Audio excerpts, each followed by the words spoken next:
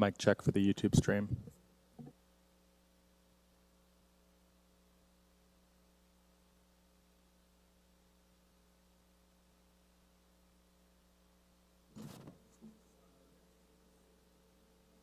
Can I start? Good afternoon. My name is Nancy Oman, and I will be chairing today's Scarborough Committee of Adjustment hearing. Folks, excuse me. Panel members joining me today are Eric Howe, Asif Khan, Ann Macaulay, and David Stinson. In accordance with Sections 45 and 53 of the Planning Act 1990 as amended, this meeting for the Committee of Adjustment of the City of Toronto is called to order. The Committee of Adjustment considers applications for variances from the provisions of the zoning that apply to the property, permission to extend or alter lawful non-conforming uses, and consent to sever property to create new lots. We acknowledge that the land we are meeting on is the traditional territory of many nations, including the Mississaugas of the Credit, the Anishinaabe, the Chippewa, the Haudenosaunee, and the Wendat peoples. It is now home to many diverse First Nations, Inuit, and Métis peoples. We also acknowledge that Toronto is covered by Treaty 13 with the Mississaugas of the Credit and the Williams Treaty signed with multiple Mississaugas and Chippewa bands. Committee of Adjustment public hearings are conducted in a hybrid in-person and virtual format. Some applicants and participants will make their submissions in person, and others will participate virtually through WebEx, an online digital platform. The meetings are streamed on the Toronto City Planning YouTube channel, and anyone wishing to view the hearing can watch on YouTube. Those who chose to participate virtually and registered in advance will be connecting by video or audio, and all virtual participants will be automatically muted upon entry. When your item is called, you will be unmuted by the moderator, one person at a time, and we ask that you mute your devices until you are called upon to speak. Those participating by video will be temporarily upgraded to panelists when their item is called, and during this time your camera will be enabled. You will only be visible during your allotted speaking time or to answer questions. At all other times, your video will be disabled and you will be reinstated as an attendee. For both in-person and virtual participants, Committee of Adjustment staff will share presentations submitted in accordance with the written submission deadline. Those participating via WebEx are not allowed to use the share screen or any other panelist controls during a video appearance. The host will remove you from the panelist role if you fail to respect this instruction. People attending in person today who want to receive a copy of the committee's decision on an application must fill out a decision request card, and those participating virtually need to submit a written request for the decision by email. Please include your name, address, and email address because the Committee of Adjustment and the Toronto Local Appeal Body will be sending notifications and appeal updates by email only. If you do not agree with the committee's decision, you may be able to appeal the decision to the Toronto Local Appeal Body, known as TLAB, or in some limited circumstances to the Ontario Land Tribunal. However, the provincial government amended the Planning Act and generally removed rights of third parties to appeal Committee of Adjustment decisions. Only the applicant, the Minister of Municipal Affairs and Housing, specified persons, and public bodies, as those terms are identified in the Planning Act, are permitted to appeal decisions of the Committee of Adjustment. Appeal instructions are set out at the bottom of the decision of the committee. I will call each item in the order listed on the agenda. Where an application is uncontested, the agent or applicant may proceed with their presentation if desired, and when the committee does not require a presentation, applicants are to advise the chair should they wish to speak to the committee. The committee may ask questions and/or take the matter into committee for a decision. Each speaker, including the applicant or agent, will be given a maximum of 5 minutes to address the committee, and I'll comment when you're reaching the 5-minute mark. Any presentation or other supporting materials you wish to submit to the committee must have been emailed in advance of the hearing. Staff and committee members cannot accept materials at the hearing. When addressing the committee, please clearly state your name and address. Please remember to confine your remarks to the matters outlined in the application. The applicant or agent will proceed first and will make a presentation to the committee on the application. Please note that the committee may not entertain revisions to proposals at the hearing today. The committee may decide to defer the application if substantially revised to ensure that the revisions are accurate and that all those entitled to notice of the application are informed of the changes. Then individuals either in support or opposed to the application will be invited to speak. Generally, we first call on speakers in the hearing room and then those participating through WebEx. Committee members may ask questions of each speaker after they have finished their presentation, and when all speakers are finished, the applicant or agent has an opportunity to rebut only those issues that were raised by the speakers. This will mark the end of the discussion, and the application will then be taken into committee for a decision. Staff and panel members, are there any declarations of interest? Okay, seeing none. Mr. Deputy Secretary Treasurer, are there any applications to be deferred or to be closed in the afternoon session? Through the chair, there are no deferral requests. There are, however, two closed folder two closed folders or applications. Items 21, 525 Kennedy Road, and item 22, 527 Kennedy Road. Those applications have been withdrawn by the applicant. So those files are now closed. Okay, can we do them together? You don't need to do anything with it. This is just for your information. It's just for information? So Correct. you don't need a motion. Okay. All right. So let's go to the first item then, which is item number 19, 79 Haig Avenue. This is a consent application to sever the property into 2 residential lots, and the existing dwelling will be retained, and there'll be a new build on the other part. We have before us a draft R plan of survey, public hearing notice, location map, plan of survey and plans. We have a revised site plan, floor plans and elevations. We have a previous decisions affecting this property. We have site photos, presentation materials from the agent. We have an engineering report asking for conditions, and we have forestry asking for conditions number 2 and 3. Correspondence from 164 and 166 Warden Avenue, as well as 75 Haig. I'm not showing any speakers on the list. Is there anybody in the audience for 79 Haig Avenue? Are you the agent? Or, sorry? So you're here in opposition for that application. Okay, you can come down to the front. We'll hear from the agent first.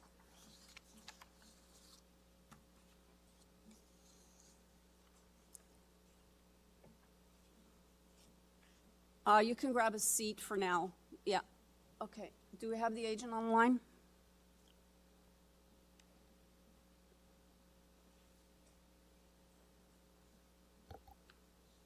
Through your chair, Peter is on mute.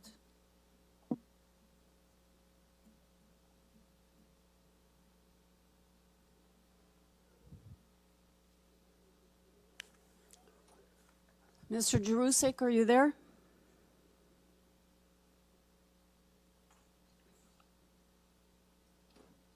Hear me now? Yeah. Can you just say something else? Yes. Hi, it's Peter Jaruzik calling from Arc Design Group, representing the client on 79 Haig. Okay, and just your address for the record. 60 Thistledown Crescent, Whitby, Ontario. All right, I have one speaker here in opposition. Can you do a brief presentation, please? Yes, we can. There's one just change I'd like to mention before I get into the presentation is in working with planning department, we have reduced our coverage from 56.61 to 50% on the part 2 application. So we have reduced it there. So just to give you guys context, and we have resubmitted the materials, but it didn't show up in time for the notice itself. Now this application itself, we have a large property. If you could pull up the material for the supporting material, please, online.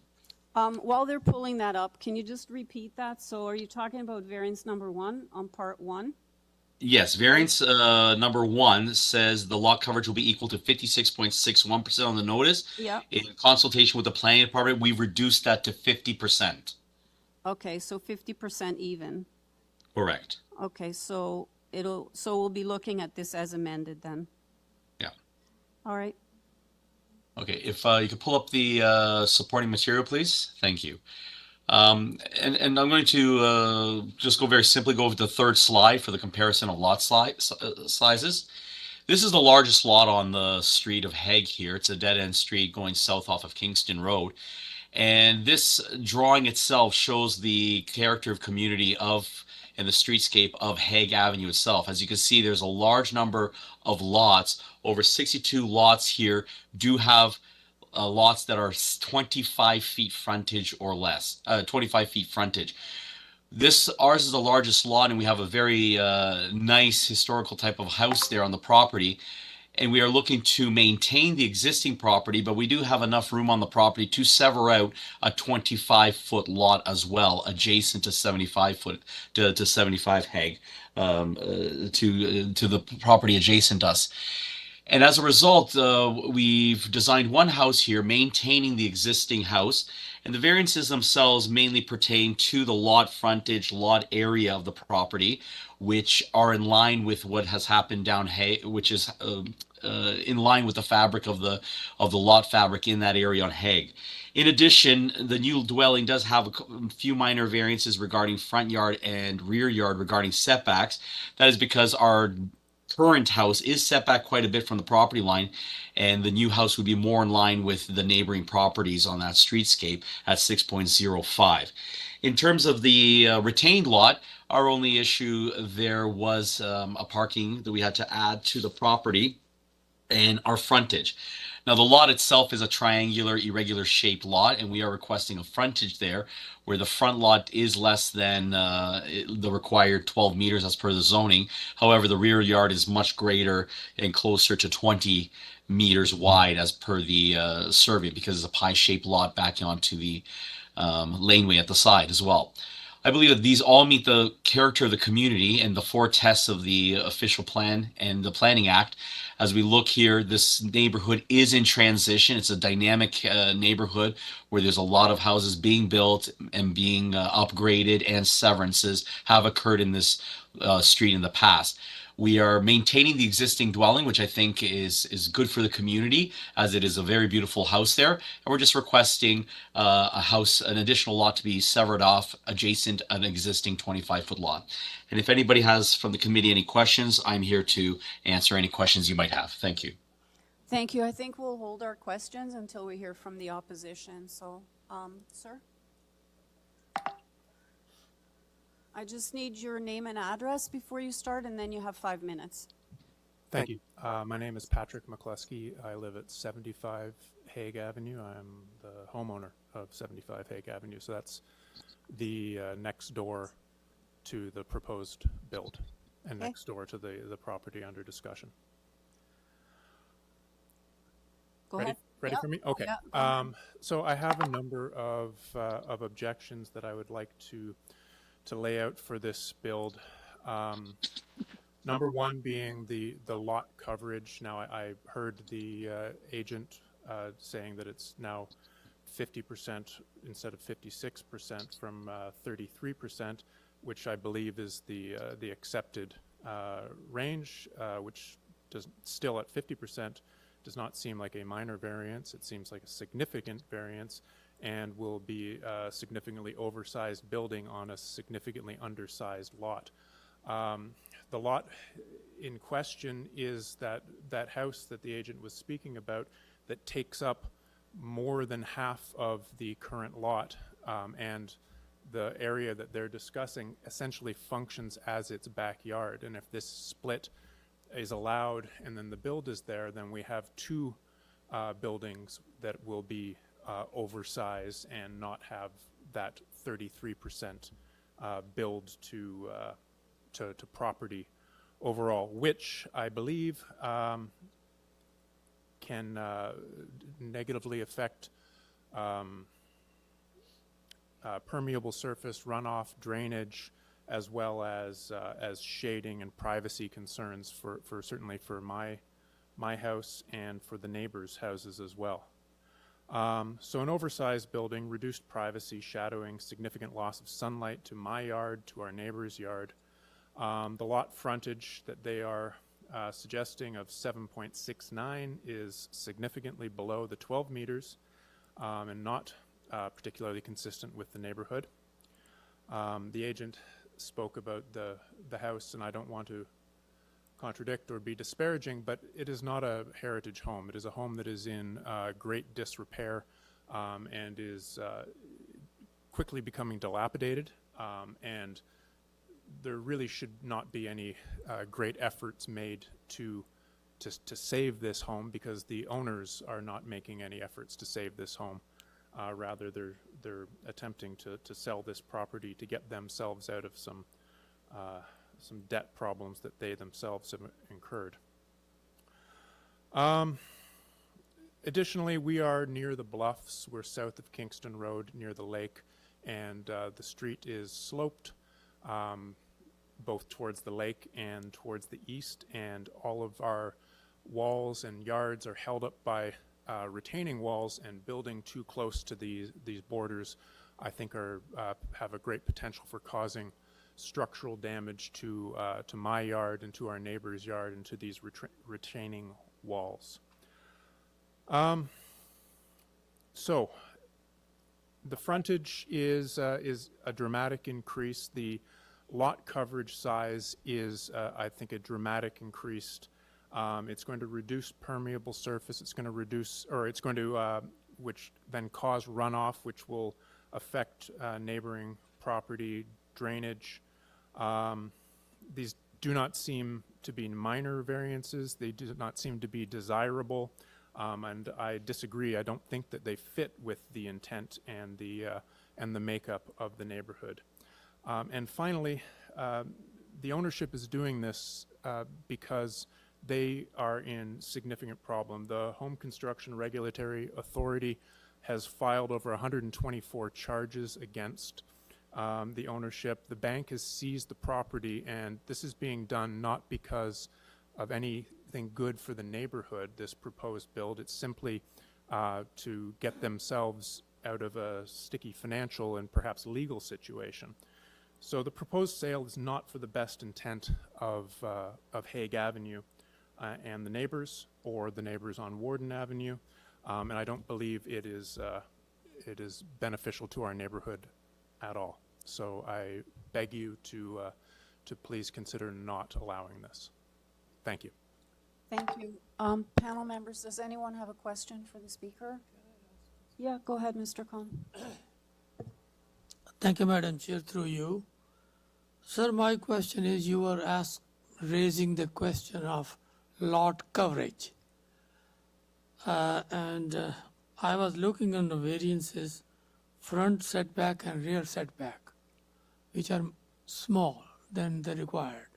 So could it be because of the lot coverage that these setbacks are affected? And if lot coverage is a little bit less, it will comply the variance?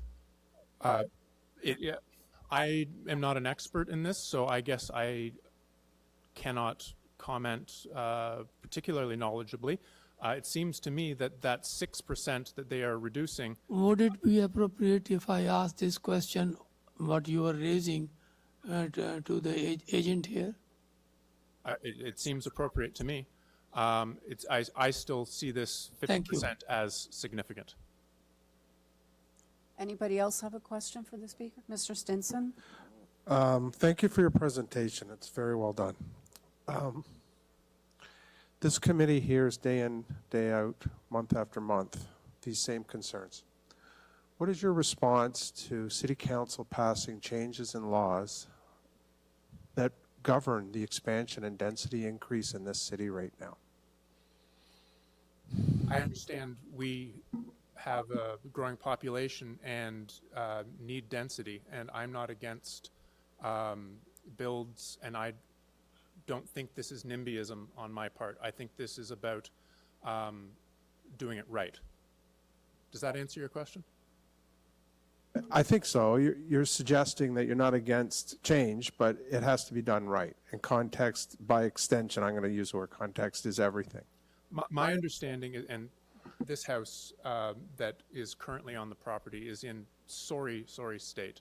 And I believe it's a double lot, and I believe that a developer that had best interests of our neighborhood would be looking at taking that house down and building a duplex or two houses and splitting the property properly.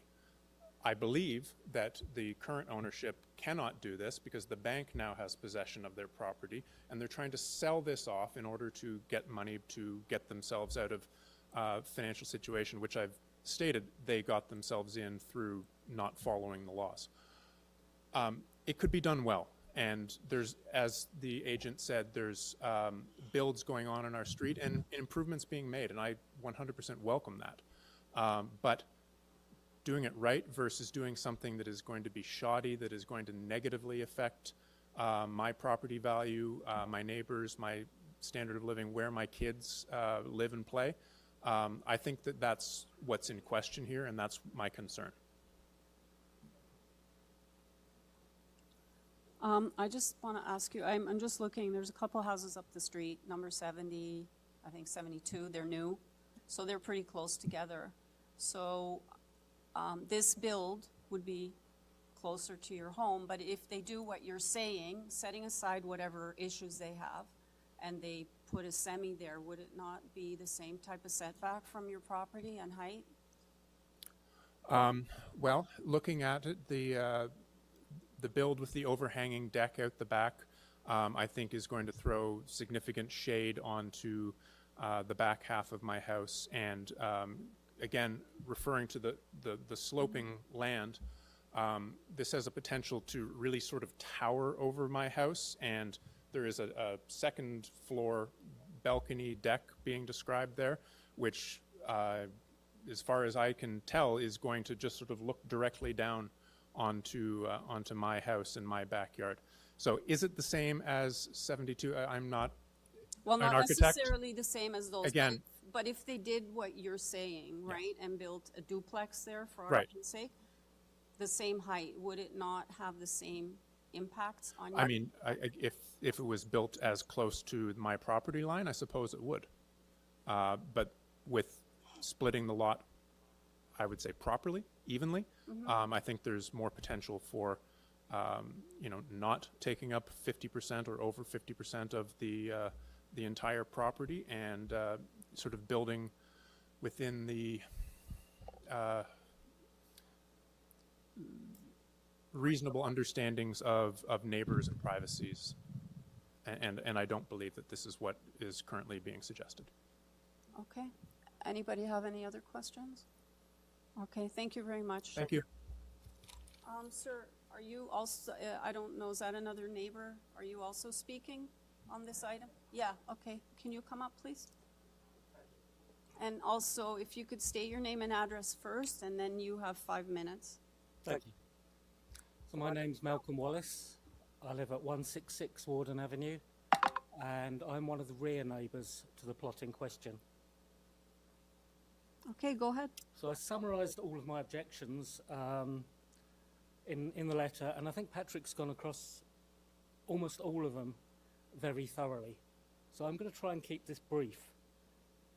I did hear about some of the tweaks the designers have been making to the design. But the main question here is, we are adding a house in someone's backyard. The fact that the backyard is to the side of the house because of the existing configuration, I don't think changes the question there. And I don't think we should be building major houses of equivalent size to a normal house in our backyards. This isn't a laneway house. It will be very, very close to my backyard. And something I didn't mention in my letter that Patrick's reminded me of is the question of overshadowing and light. And because it is so close, I think I'll lose all of my backyard light from the mid-afternoon onwards. Yes, that's my letter up there. So as such, adding a complete new structure to a backyard isn't a minor variation. It's not a tweaking. It's a major variance, and I think the committee should consider it as such. I would add the concern about the stability of the underlying soil, the ground there. There's a steep slope. As I said, it's about 4 foot between that yard and my yard. And increasing the coverage will increase the rain. It's already unstable and there's no retaining wall there. So the last time, this wall, and I think it's the same as my neighbours at 168, 170, that back wall, that back fence, we do have to work on it and have it rebuilt and have it worked on occasionally, every couple of years, when the instability caused the fence to like fall into our property. Now the last time I did that, which I believe was sometime just before COVID, I did go round onto that plot. I needed to hoist the fence back upright to get some bracing in to re-stabilise it. And I was looking for a possible structural point to pull from. And I looked at that house. I did knock on all the doors there. There were no answers from any of the doors. I believe it's multi-tenanted at the moment, but I couldn't get any reply. And I took one look at that rear corner. That's the southeast corner of the house, and realised that there's no way I could structurally attach anything there reliably to lift a fence, because it would probably pull the house down. It was in a concerning state already, and that was 5-6 years ago. So I believe, in answering a couple of other questions you posed to Patrick, I understand the city is densifying and needs to. We need to provide more accommodation for our growing population. But this isn't the way to do it. The plot is, I believe, zoned for a duplex, and the correct way to do this will be to demolish the existing structure, which may be superficially beautiful, but it's not structurally sound, and it is dilapidated, is the great word to describe it. If you demolish that completely and built a duplex, a semi-detached, which I live in, it would be obviously fitting the area, because both neighbouring properties, all 4 of us, are in semi-detached houses. Also, they wouldn't be forced to come so close to the rear because they could push forward. They could design the plot properly as a semi-detached house and not as a larger detached house tucked away nicely in a corner.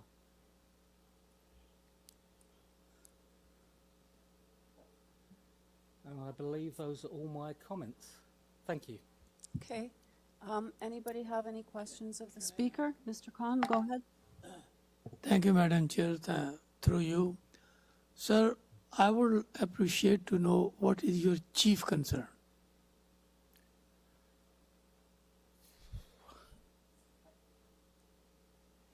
I'm trying to pick one here. The concern is the proximity of the new house to my backyard.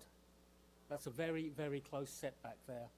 And it has to be, because the garden, the backyard we're looking at is so small. You're squeezing a house in there. And the stability of the soil, and that could be addressed, and I think I mentioned this in the letter. If this major variance is approved, perhaps they could do a study, a rainwater and a civil engineering study, and build the necessary retaining structure. That would mitigate that problem. But I think that should be a requirement of the variance. Thank you. Ms. Macaulay? Yes, thank you. You mentioned the grading difference and the changes of grade. Where is, in this immediate area, where are there retaining walls? Is there a retaining wall between your property and the property to the south of you? Yes. Sorry. Yes, there's a retaining wall between myself and the property to the south. Okay. I am on the same level, so the house and the backyard is on the same level as my adjoining semi-detached property, which is 168. And then there's a retaining wall there, and then there's another semi-detached house, which would be 170 and 172, and I believe they are level as well. Okay. On Haig Avenue, is there a retaining wall adjacent to this property? I don't know. Okay. I didn't look there. Sorry. Okay, thank you. No more questions. Anyone else have any questions? No? Okay, thank you. Thank you. Okay. If I could have the agent back on the line, please.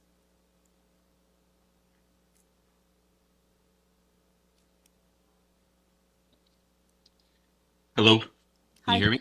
Yeah, Hi. go ahead. If you could please address the issues raised. Okay, dealing with the first neighbor's concern, they mentioned that the lot sizes was of concern and that it is greater and not minor in nature. So I want to point out his lot is the same size as the lot we're trying to create.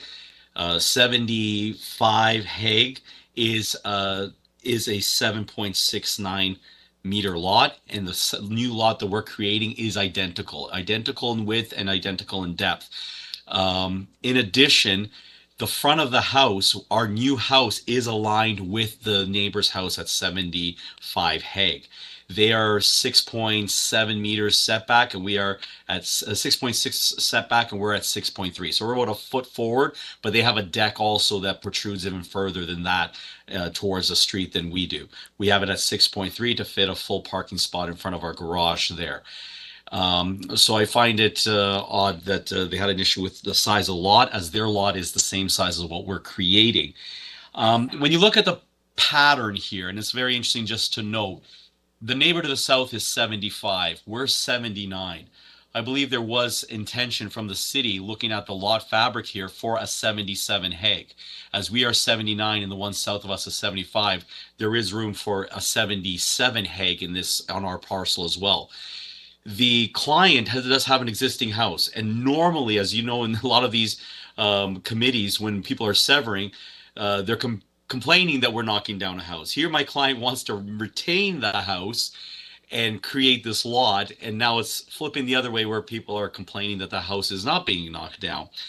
What the future is for the existing house, I can only speak to what I know what's before you, and then we're trying to retain that house. We are at the top of the hill. Haig is a dead-end street going towards Lake Ontario, and King Street's much higher. Our neighbor's house is a 2.5-story house. We are not requesting a height variance. Yes, we are going to be slightly higher than him because we are on a hill as well. His house is lower, and all the subsequent houses are getting lower and lower as we're coming down a steep hill to get down to the lake from Kingston Road. So perception-wise, yes, we might be a little bit higher in terms of the 2.5-story house to the south of us. But in terms of sunlight, we are to the north. And the majority of the sun being, of course, of the summer, we do have the summer hours where there might be some impacts in the morning, but the majority of the day, the houses to the south should not be impacted by our property in terms of sunlight. With that, I believe this, when we look at the coverage, and it was mentioned for coverage, the coverages include porches, decks, and the house. Our house is 44.7, the actual building. But because of the porch in the back and our front deck, that adds the other 5.7 for the deck and 1.8 for the porch. Our actual massing of the dwelling occupies 44.7% of the lot. The deck, which will be a wood deck off the back, accounts for 5.7, and the little front porch at the front is 1.8%. Looking down the street, we have done severances to the south, closer to the lake, where we have gotten higher coverages, similar to what we're requesting here. This is an area in transition. As you pointed out, there are some houses already being built, and there are a lot of older houses, but this is a very desirable area, and we will be seeing more transition and development in the future, I believe, as well. And we're trying to respect that. And moving forward, I believe this project does meet the 4 tests again, and that is good for the community. Thank you. Panel members, does anyone have any questions for Mr. Jarusik? Mr. Khan. Thank you, madam. I'm just through you for Peter. My question is the repeat of the person who was just appeared before. And I want to suggest the lot coverage is more he was talking about. And I realized looking through the variances that your front setback and rear setbacks are above the minimum requirement. They are not meeting the minimum requirement, and you can address them by adjusting the lot coverage. So it is in that regard You want to take a look at that?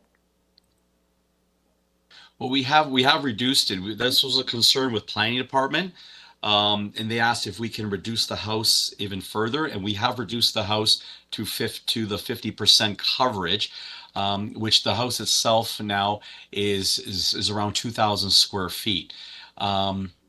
We meet the depth, we meet the setbacks, we meet the height requirement, the side yard setbacks, and we meet the height requirement. We do have room to pull the house forward to create a larger backyard, up to where we require the required parking space at the front, which is 6 meters, and that's a possibility that would increase the front yard setback and increase the variance for the front yard setback and decrease the one in the back. It will still not go away, and we want to keep it in line with the house to the south of us. The house to the south of us is around 6.6 meters, and we're at 6.3 meters. So if we pull it furthermore, then it would be sticking out more. The existing house is set back far from the road. It is approximately 10 meters, and its backyard is at 4.9 meters from the rear yard setback. So we're trying to look at, when you look at architectural control, you want to kind of step houses back relative to your neighboring properties. So we do have it in line with our neighbor to the south, not knowing what the future is for 79, because it is an existing house, and that is the anomaly here. But the existing house is closer to the backyard, has a larger rear yard requirement at 4.47, and the front is at 12. So I think in terms of reducing anything, we have reduced it to a point where it does meet a lot of the other houses in the area that are currently under development. Thank you, Peter, for I understand that you have amended to 50% lot coverage, but again, I am going to request you, does it affect setback front west lot line from 6.05 to any improvement? Because you are supposed to have 8.71. That's the minimum. But That is because of the average setback, through you, Madam Chair. The average setback is our neighboring properties. And we have to take into account that the existing house is an anomaly in itself, being set back over 10 meters. And we have to be the average.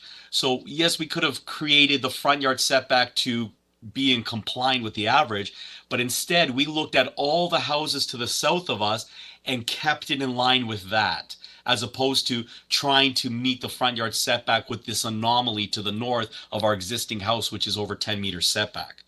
If there was not that provision in the bylaws to be the average of your neighboring properties, I don't think we'd have this issue. If the house to the north of us, our existing house, was closer to the street like all the other houses in the street, then we probably would be in compliance with the front yard setback. thank you, Peter. Closer to it. Ms. McCauley? Thank you. I have two questions. I'm looking at the plan for 79 Haig, and I don't have a problem with the front yard setback. But I do notice that your rear yard setback, and you're asking for a variance of 6.5 versus 7, which is 0.5 of a meter. It's not a lot. But you have also reduced the lot coverage. So I'm wondering, in reducing the lot coverage, are you taking some of that building area from the rear yard so that you can, in fact, meet the rear yard of 7.045? The plan that you see at 6.47 and 6.44 is the plan that has now the 44% coverage. The coverage has included the deck, and we reduced the deck as one component of the house, and for the coverage. And the other part of the coverage is we did reduce a little bit of the house depth itself. We're allowed 17-foot depth lots maximum for the length and depth. We're at 15.5. So that half a meter, I understand there's a concern about the half a meter. My client did have a requirement where he wanted to try to be at the 2,000 square foot mark. Many of the new houses in the area are around 2,000 square feet. The proposed houses that are being built in the area are hitting around that target in terms of square footage. And when we want to be around that, didn't want to be too small of a house for what is being upgraded in this area right now too. So that was the concern there. Okay. it wasn't a big issue. I thought it might be something that you would probably end up doing anyways. But as I said, it's not a big issue, whether it's 7 or whether it's 6.47, half a meter is not a big issue. The other one is a question. The residents have talked about this street, and they've talked about the grading on the street and the use of retaining walls, or the need for retaining walls.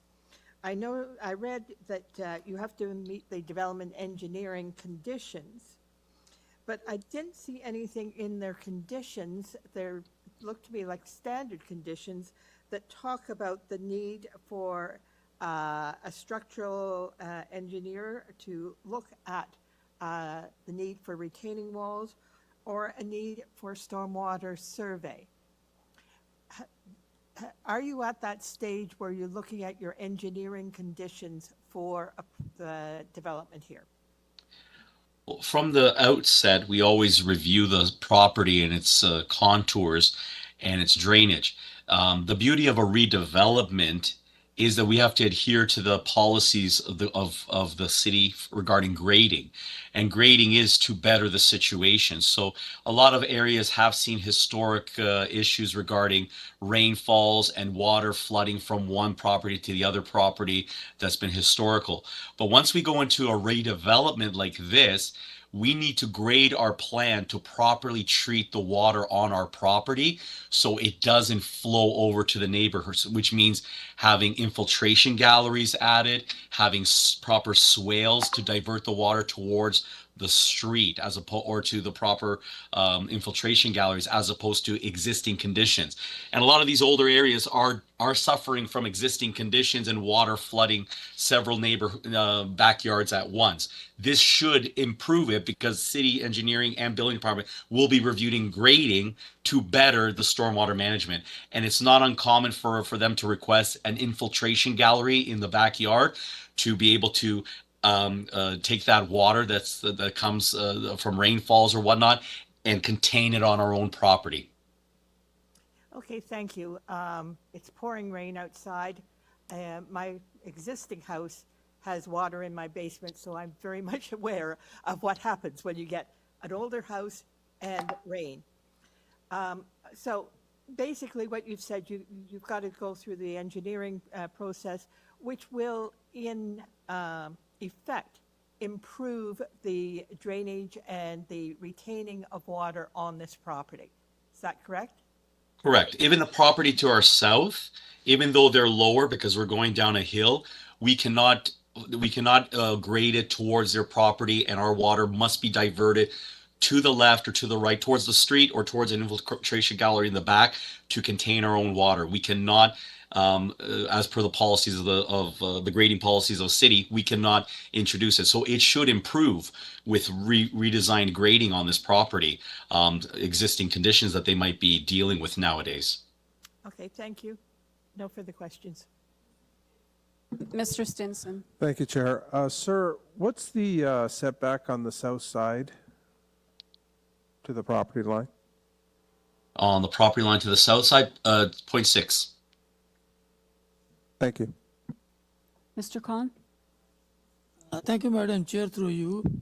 I would like to ask a question, which is for my own information, just to correct the figure here. Peter, you are saying retained part 2, right? The retained portion is part 2, correct? Okay, sir. Sir, you are saying lot frontage is 10.92, right? To the deck, the actual house 10.8. 10.8 is the surveyed measured distance to the Peter, house. Kindly listen to me and then help me out. Lot frontage, you are saying 10.92 meters.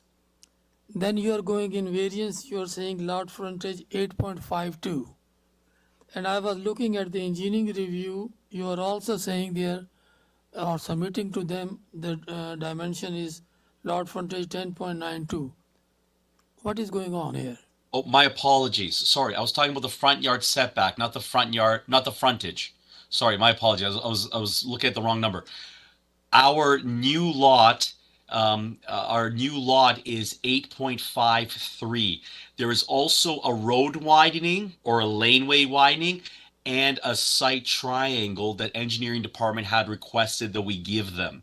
So our new lot frontage is 8.53, plus there's a 1.5 meter site triangle, and then there is a 0.8 meter right of road widening on the laneway side of the property. Yes, on screen it shows us the proper draft reference plan. So Peter, you were mentioning part 3 is conveyed to city, part 4 is conveyed to city, right? Subject to approval of this severance, correct? Thank you. As a condition of the draft, a condition of approval, yes, those would be given to the city. Thank you. All right, Mr. Howe. Thank you, Chair. Through you, could the agent advise, do you have any information of any other neighboring property on the street that has a lot coverage of over 50 or at 50%? But I don't know the existing ones there. I worked on lot 20 Haig. Let me see if I can pull that one up from before. That one was a deeper lot, and I think we were at 46%. It was on the other side of the street, backing onto the park. Any other ones that you're aware of? On the coverage, no. The newer houses that are there, I haven't been able to pull the data up on. For example, 68 is built on what their coverage is. That's a larger house there. We worked on 20 backing onto the golf course, and that one was 46%. And that was just the house itself with the front porch. It didn't have a large deck. It didn't have a deck like this one. So this one's at 44.9 for the house, but the deck is included. So 44.7 is the coverage of the house itself, and the deck in the back with its staircase down to the grade is 5.7. But that's just a wood deck, but they do include that in the coverage at 5.7, and the front porch is at 1.8. Okay, no, that's very helpful. Thank you. Anybody else have any questions? Mr. Drusa, can you just confirm, you said you were 0.6 away from the neighboring house. Is that a similar setback to some of the other newer houses that have been built that look fairly tight together, or do you know? The entire streetscape there along that south side, and these are older houses, they're fairly in line of. Our house is at 6.3. The neighboring house to the house south is 6.6. And then the house south of that is, for what I see on the survey, is 6.8. So they're all below 7 meters setbacks. Okay.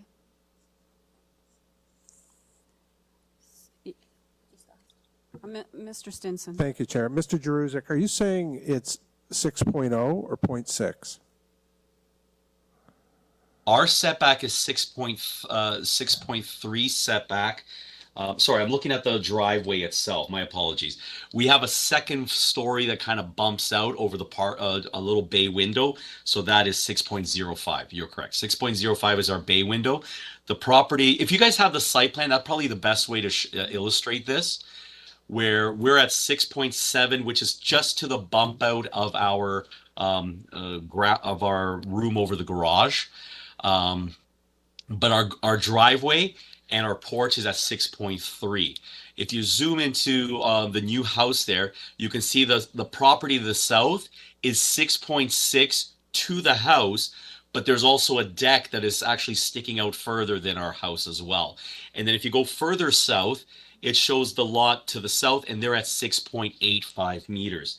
So all these houses here are less than 7 meters setback from the front yard. I think that we're talking about two different things. We're talking about the setback from the neighboring property. It looks to me like it's 0.6. Oh, sorry, the side yard setback. Yeah, the side yard setback, not the front. My apologies. We're at 0.6 on both sides, which is in compliance with the zoning bylaw. Our neighbor to the south is 0.4 on his dwelling. .41 measured at the back wall. So he's actually closer to the property line than we will be. So. And we comply. We comply with zoning. Okay, so is it sort of safe to say that a lot of the properties have this type of setback, that they're along the street? They're similar? The neighbor to the south is a fairly older house, which will probably be more historic to what has been approved there. I never measured all the neighboring properties' side yard setbacks because we were in compliance. So the only thing I can look at is the .41 that our neighbor to the south has, because that's not a variance before you. All right. Does that clarify it? Okay. All right. Any more questions? No? All right. Let's take it into committee then for a decision. Any comments? Ms. McCauley? I don't have any comments. We've looked at this. I'm prepared to move approval of both the consent and the variances, subject to development engineering conditions, and I don't think there's a Forestry. survey. Forestry 2 and 3. Okay, yes, there is forestry. Before I proceed, the existing house is there. What we're looking at is a new dwelling. It has little or no impact on the existing house and the future of that existing house. I looked at, as some of the residents were saying, whether it makes sense to refuse this application and require that the entire property be redeveloped. But that doesn't make any sense at all. Well, it does make some sense, but it's not necessarily desirable, because the lot that's being created is equal in size to the lot to the south. So what happens to the retained property is kind of setting it aside for the owners to determine what they want to do with it and how they need to proceed. Therefore, I'm looking at the variances and the consent. The consent is appropriate. There are no issues that cannot be addressed through the conditions, and the variances appear to be very similar to what is on the rest of the street. Therefore, I'm recommending approval subject to development engineering conditions and forestry conditions. Okay, and the application as amended with variance And the number application 1? is amended with lot coverage of 50%. Correct. Okay. Do I have a seconder for this? Mr. Howe? Thank you, Chair. I will second the motion. I would just also add the applicant's presentation had a great comparison, and it was noted that 65% of the properties on the street currently has a 20 feet lot coverage or more. And I'm satisfied the prevailing size and configuration of the lots reinforces the character of the neighborhood, as emphasized by official plan policy 4.1.5, and it's suitable for the lands. So I would therefore second the approval. All right, we have a motion before us to approve the application, including the engineering conditions as well as forestry conditions 2 and 3. The application as amended with variance 1 having been revised to 50%. That's moved by Ms. McCauley, seconded by Mr. Howe. All in favor? That carries unanimously. No? Oh, sorry, I didn't see you. And Mr. Stinson dissents. Okay. The next item is item number 20, 179 Bellamy Road North. We have before us a draft plan of survey, public hearing notice, cover letter from Arc Design Group. We have an arborist report from ISA Ontario, conditions of approval from forestry. They're asking for part 1 to have conditions 1, 2, and 3, part 2 conditions 1 and 2, and engineering report, and there's also a forestry report. Correspondence in opposition from 177, which is adjacent. And the application is a severance, and they will create 2 new lots. And sorry, I'm just scrolling here, and it will be constructing 2-story dwelling on each of the 2 lots. And I have 2 people. Is there anybody here in person for this application, 179 Bellamy Road North? No? Okay, to the staff, do you have both of these people online? Through your chair, yes. Both of them, they're online. Okay, and I guess we have Mr. Jerusik with us again. So if I could have the agent first.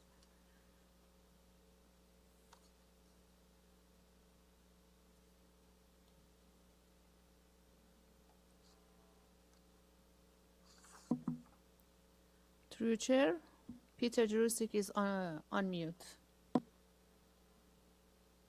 Hi, Mr. Jerusik, are you there?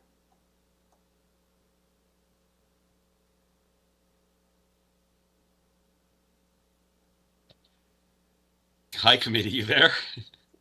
Yeah, we're here. I didn't know. Yeah, I don't know what's happening, but I have to wait for a pop-up to come out to accept it. It used to not have that before. I don't know if it's a new feature in WebEx or not. It used to be you guys unmuted me, but now I have to wait until the request comes in. So I apologize for the delay. I have to wait for the computer to send the request. All right, no worries. So I need your name and address again, and then if you could do a brief presentation. We do have speakers online. Sure. My name is Peter Jerusik. I'm with Arc Design Group. I'm 60 Thistledown Crescent, Whitby, Ontario is my address. The project here before you is an area that is being developed quite a bit. It's an area that is currently being transitioned with Mayborn, Westburn, Bexhill. The property here on Bellamy in this neighborhood near St. Clair Avenue and Victoria Park area, between Pharmacy and Victoria Park, is a very impactful area here on 179 Bellamy that we looked at for development. When we look at this area here, the project that we have before you on Bellamy itself is a project that we're looking to sever the house into 2 lots. And when we look at the variances themselves on part 1 and part 2, we're just maintaining the lot frontage is still larger lots at 40-foot lots or 12.38 meters. And our lot coverage is still fairly, our lot sizes are fairly large in comparison to lots in the area at 600 square meters. When we look at the design here, we're maintaining the majority of the variances, asking a little bit for height, a little bit for building length in the property, and that's just to accommodate the design build of the area itself for the property.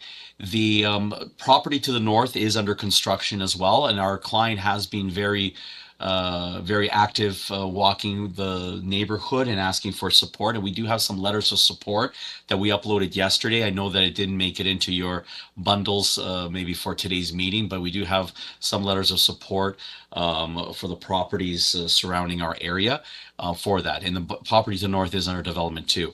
I know there's some neighbors that might have some concern. I believe that this project does meet the 4 tests of the Planning Act, and I'd be more willing to answer any questions, but I'd like to hear from the neighbors as well for anything to answer any questions. Thank you. We'll go to the neighbors first, and then if the members have questions, we'll ask you after. All right. Do you have one of the neighbors? Through your chair, Luxia is on mute. Hi. Ms. Bagan, I'm not sure how to pronounce this.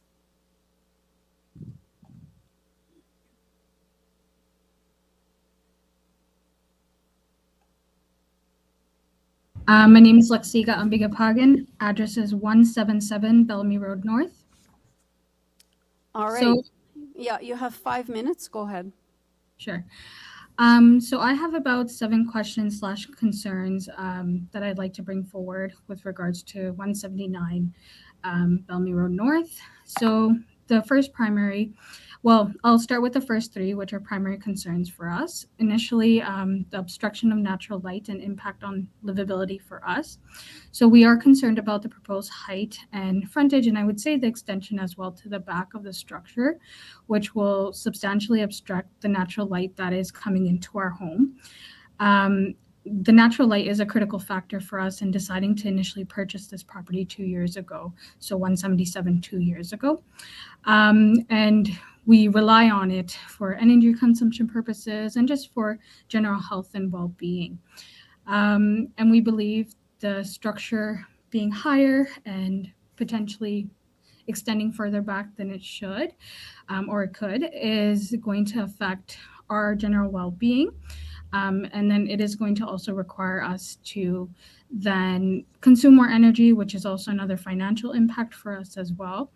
And then just the health and well-being of us and our family.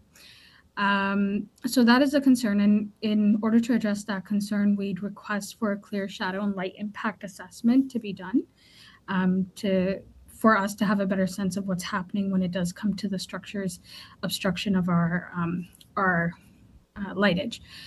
Another concern is the window placements. So looking at the two sides of the structure that is proposed, we do recognize that one side has substantial amount of windows that are being proposed, approximately 12 windows, compared to the other side where there's about 2 or 3. And so our concern is around privacy and confidentiality within our own space. The window placements would result in our neighbors looking directly into our home, possibly looking directly into our backyard, which then infringes on our sense of safety and comfortability within our own living dwelling. And we don't want to rely on blinds and avoidance of other areas within our home in order to live peacefully. And so we'd like for consideration around that, possibly proposing windows that don't directly come into our sightline, as well as the reduction of number of windows on that one particular side versus the other. Another issue that we can foresee is the potential for structural disruptions during excavation and construction. So our home is, our ground level is a little bit higher, actually quite a bit higher compared to 179. And we do have concerns that when they are doing excavation and digging into 179, that it could potentially harm the adjacent perimeter of that home, of our home, resulting in possible sliding of our home foundation. So, which would then impact our garage. It would impact our garden. It would also impact possibly the shed that we have at the back. So with regards to that, we'd just like some confirmation that 179 would take full ownership and coverage of any damages that could potentially arise as a result of the excavation. And then just kind of visual pieces. So this is number 4. So from what we understand, the proposed structure would sit approximately 4 feet from the existing fence, extending beyond the standard guidelines for both forward and backward coverage. Again, the individual who's supporting the claim could clarify this for me. And so our concern again is the obstruction of natural light that does come into our home, blockage of our view from existing windows, and then loss of current landscape and outlook. So we'd like some more clarity on how much of the current street-facing view will be obstructed and whether visual impact studies have been completed in relation to this.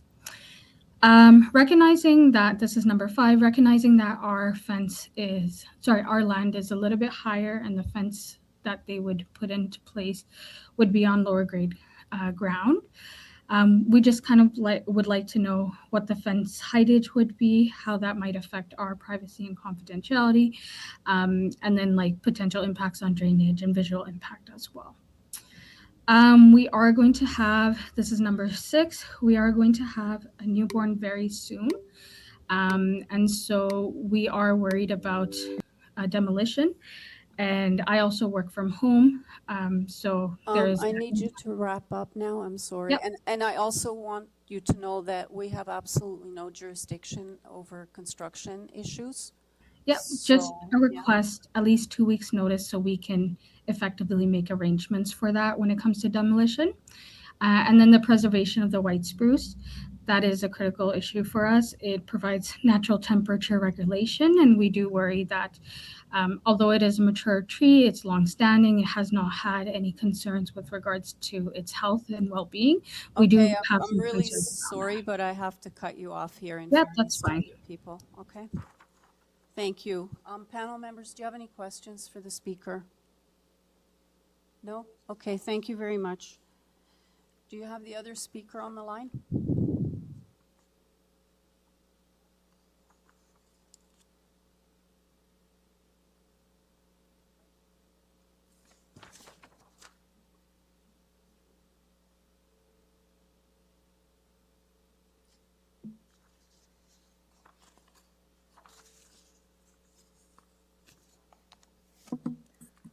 Through your chair. Before that, she was online, but now she's not online. Can you try calling her, or? In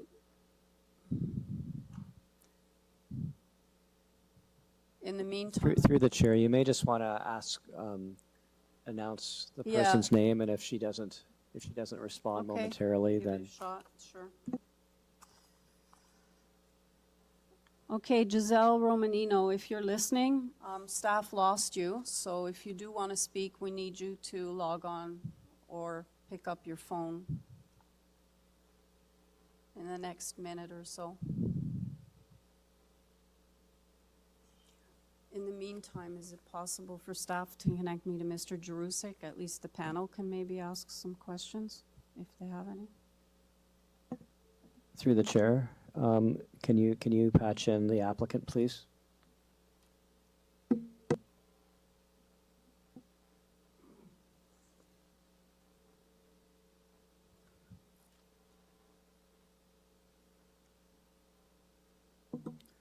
Through your chair, Peter is on mute.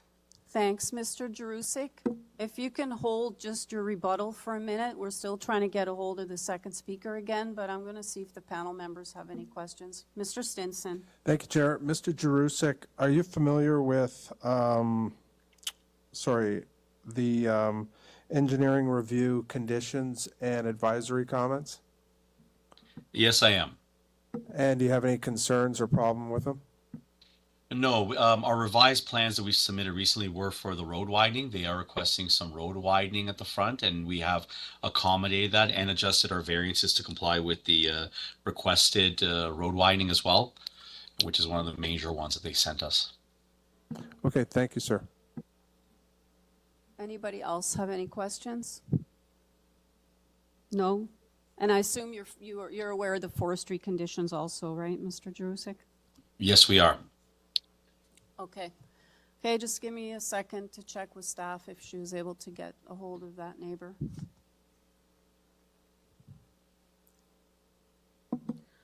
Through your chair, she's not online anymore. Okay, so Mr. Jerusik, can you just speak to the issues that were raised with the speaker that we did have? Yes, I can. Thanks. If the committee could put up the front elevation of one of the dwellings, I want to just talk about the height of the building itself. This is a wider lot. I know we've been dealing with a lot of 25-foot lots and very narrow properties. This is a wider house. And being a wider house, roof lines sometimes go higher in terms of with the pitch itself. We are creating a conventional house here with a 9-foot ground floor, 8-foot second floor, nothing very dramatic here, a very standard design of a house with a 612 pitched roof. So with that 612 pitched roof, that is what's pushing up the height to 9.38 or a little bit higher than that. At the periphery of the house, we are only at 6.6, which is from the established grade to the soffit itself. In addition, something I want to point out, if you look at the established grade, established grade is developed on the neighboring properties. Our established grade, which is at the front yard setback, is below the grade. So if that established grade was at the garage level, we would have complied with height. So we are a foot higher, but there's two driving factors. Number one is a 612 pitch roof on a wider house goes a little bit higher, and we didn't want to go down to a 412 pitch because it causes more issues with snow collection.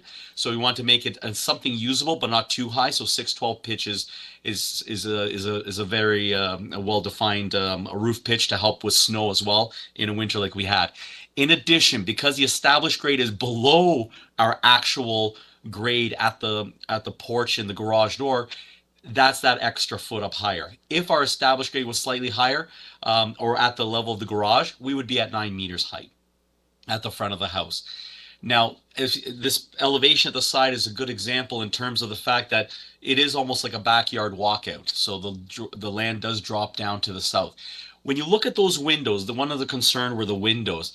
The windows on the second floor, there's 3 of them that are smaller. Those are in the toilet, in the washrooms, above the toilets, which are just there for natural light. And they can, in a lot of these things, I don't think that's a great impact because you're in and out and it's not a viewing area. The only one large window is the one that's in bedroom number 5, and there's only one bedroom in that side that requires a window. But though I respect the neighbor's comment regarding the windows, there is no right to view or anything like that under the jurisdiction of the Planning Act. But I just want to give the comfort that the majority of the windows are in the washrooms, and they're not highly active areas there where people are going to be spending time looking at the neighbor and whatnot. Structural issues, as you know, we are 4 feet from the side yard setback, which is in compliance with the bylaw. Secondly, in the process of building permit, we do have strict rules in terms of not encroaching on the neighbor's property for structural concerns, and we have to do the angle of repose to the neighbor's footings compared to our footings to make sure we don't disrupt them. And if required, city does require shoring if the soil conditions or the setback deems it necessary. So there are some structural concerns there. Fence height, we will be adhering to the requirements of the City of Toronto for fence heights, and we will not go beyond that. Everything else that was mentioned before, that there are some items that the committee can't deal with regarding noise and construction and demolition. There will be a sign stating demolition, and we want to be neighborly, and I will tell my client to make sure they advise the neighbor when demolition, ahead of time when demolition is scheduled for. Okay, thank you. Any questions, Mr. Stinson? Thank you, Chair. Mr. Jerusik, any chance to save the white spruce? Yes, actually looking at that, the one in the front, we can flip the house. That's not going to be subject. We have to go for forestry regardless. Forestry didn't make any issue of that, but looking at the site plan, I believe I can flip the driveway to the other side, and that will save it. Thank you. Any other questions? Okay, we're in committee. Any comments?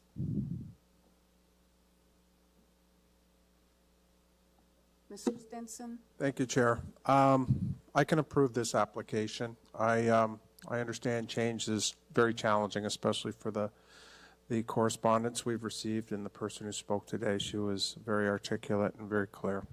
At the end of the day, there are guidelines that our council and our committees govern by, and they meet those requirements as long as the conditions are followed. And Mr. Jerusik has undertaken in this discussion that they will be followed, including the advisory comments.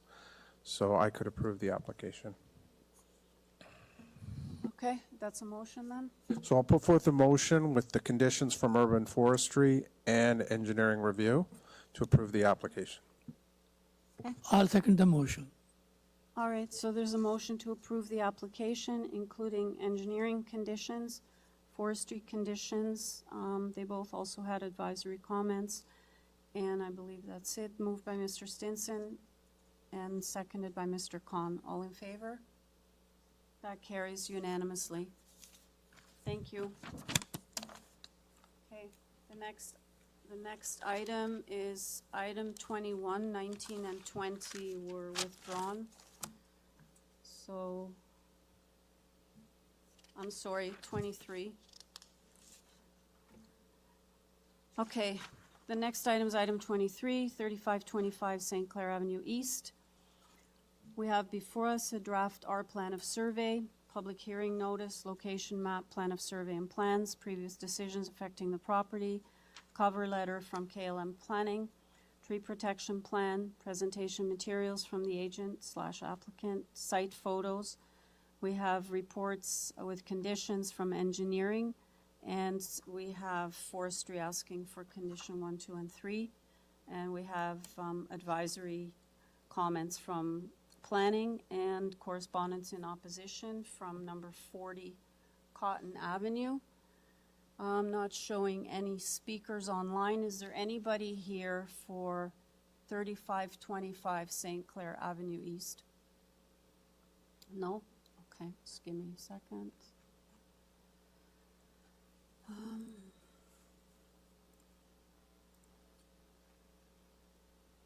Okay. This is again to sever an existing lot into 2 residential lots. And there'll be construction of a 3-story semi-detached dwelling and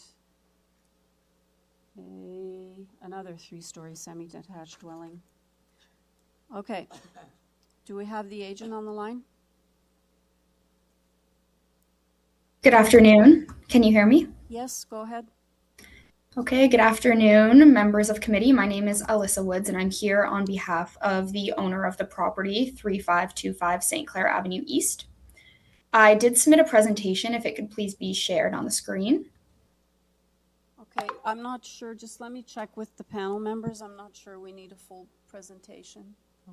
Okay, they're saying no. Do any of you have any questions for the agent? Well, we're actually ready to make a decision on this, but if there's something you want to go over that is not in our materials that we've read already, please go ahead, but we don't need a full presentation. Okay, understood. Yep, everything should be summarized in the report before you. It's an application to sever the property into 2 properties with variances related to reduced front yard setback, minor increases to the maximum height of the main wall, and lot coverage. I am available to answer any questions if the committee has any. Thank you. No, I think your cover letter was pretty self-explanatory. I mean, you had charts, you said heights are existing in the area, forestry, parking is okay, you don't need easements. So I think you covered everything in your cover letter, which is great because it saves a lot of time. So I think we'll go into committee. Ms. McCauley? I'm ready to put forth a motion. Go ahead. I took a look at this application. It was previously approved in 2022, and the consent was not fulfilled. But the consent application is identical.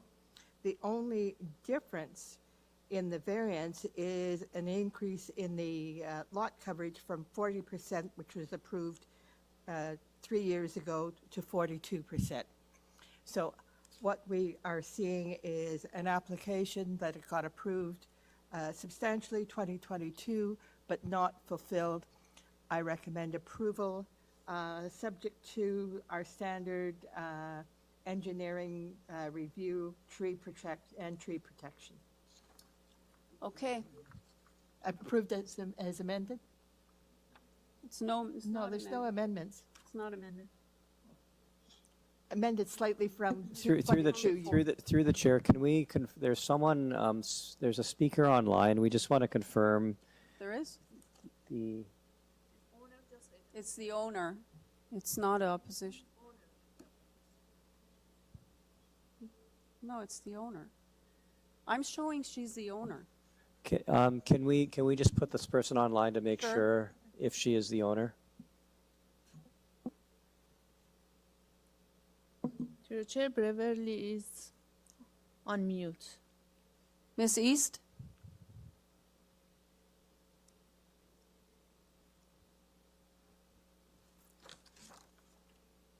Beverly?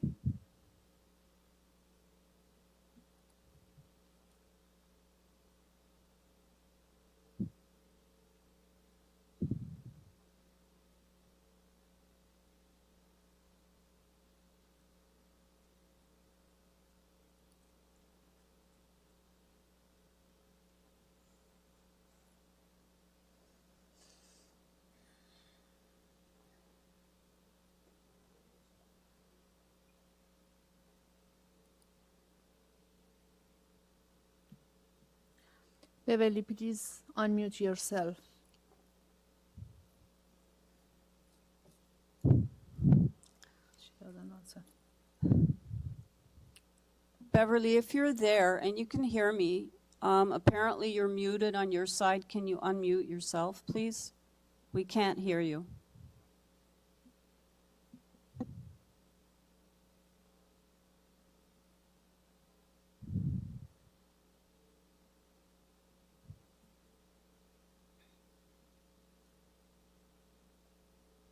Through the chair, as another option, can you put the applicant online and ask if Beverly is the Sure. owner? You guys have to, yeah, sure. Hello, through the chair, Beverly is not the owner of this property. Beverly submitted a letter in opposition of this application. Okay, thanks for clarifying then. I think it's incorrect on my sheets here. Chair, if I may, just thank you.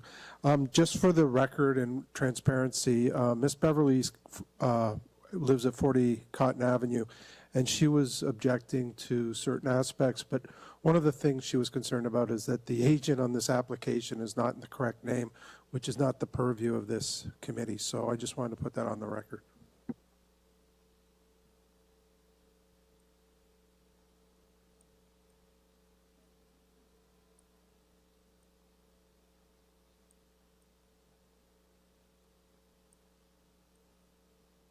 Beverly, please unmute yourself.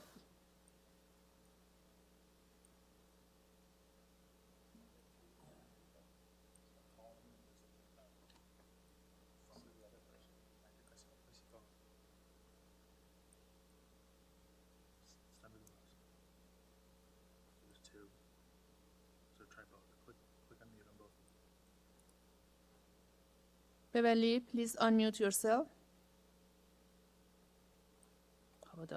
Just wait a minute.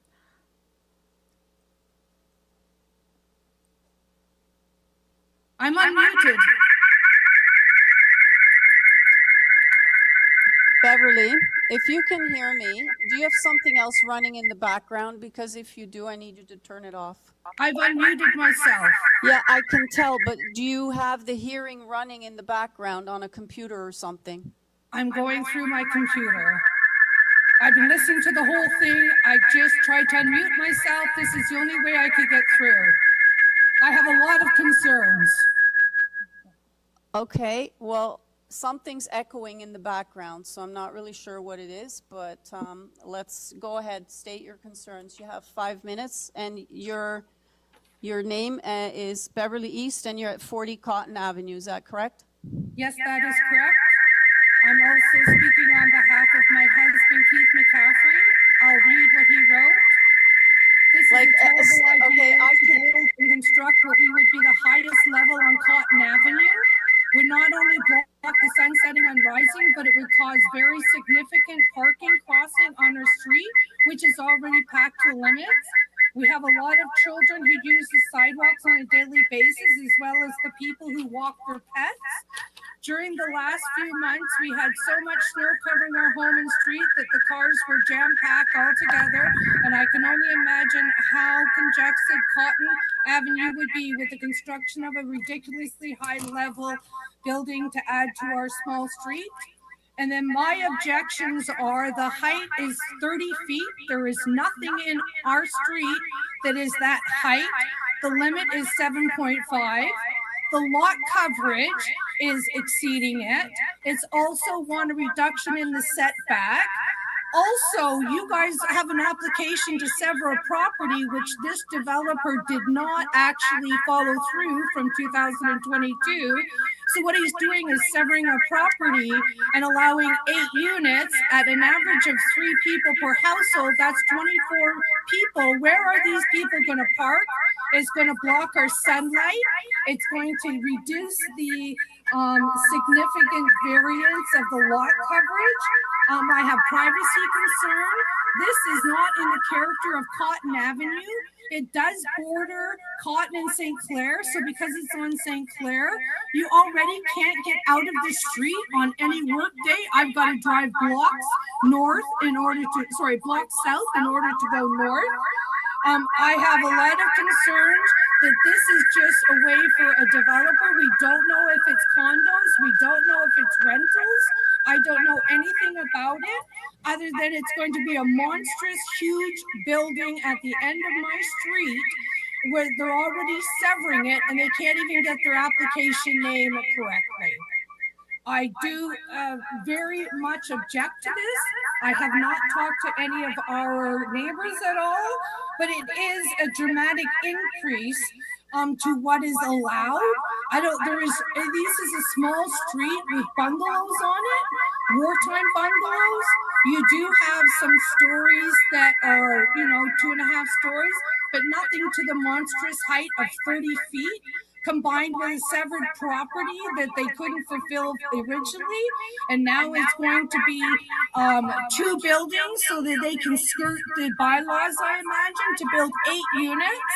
And I just think it's really not fair to the residents of a small character community street. Okay. All right. Madam All right. Chair, Do you have a question of the speaker? no, you can answer it. The speaker, what was address? It was Cotton Avenue, number 40. Number 40? Cotton Avenue. Thank you. That's all I needed. All right, can we have the agent back then, please?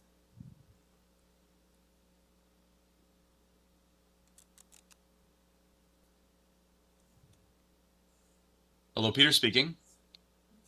No, that's the wrong agent. Hello, Alyssa speaking.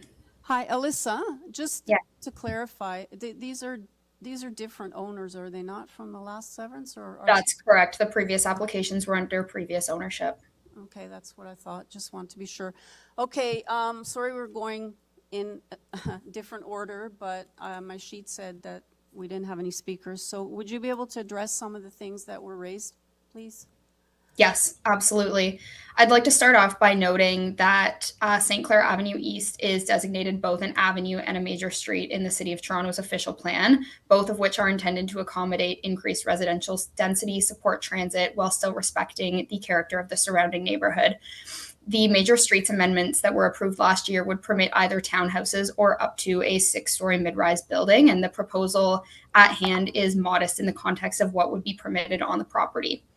The proposal to divide the lots into the 2 parcels aligns with this policy and allows for residential intensification that contributes to the local housing supply while respecting the character of the neighborhood. Regarding the proposed 3-story building height, the height and massing are consistent with the mid-rise policies for major streets, and we are not seeking any variances related to the increased height. The variance that we're seeking is an increase to the main wall height. So there is no increase requested to the height of the building. We've also included appropriate setbacks to transition sensitively to adjacent properties, including a rear yard setback that far exceeds the requirement of 7.5 meters. This development supports the city's goals and policy direction, provides additional housing in a transit supportive location, and is designed to integrate within the surrounding community.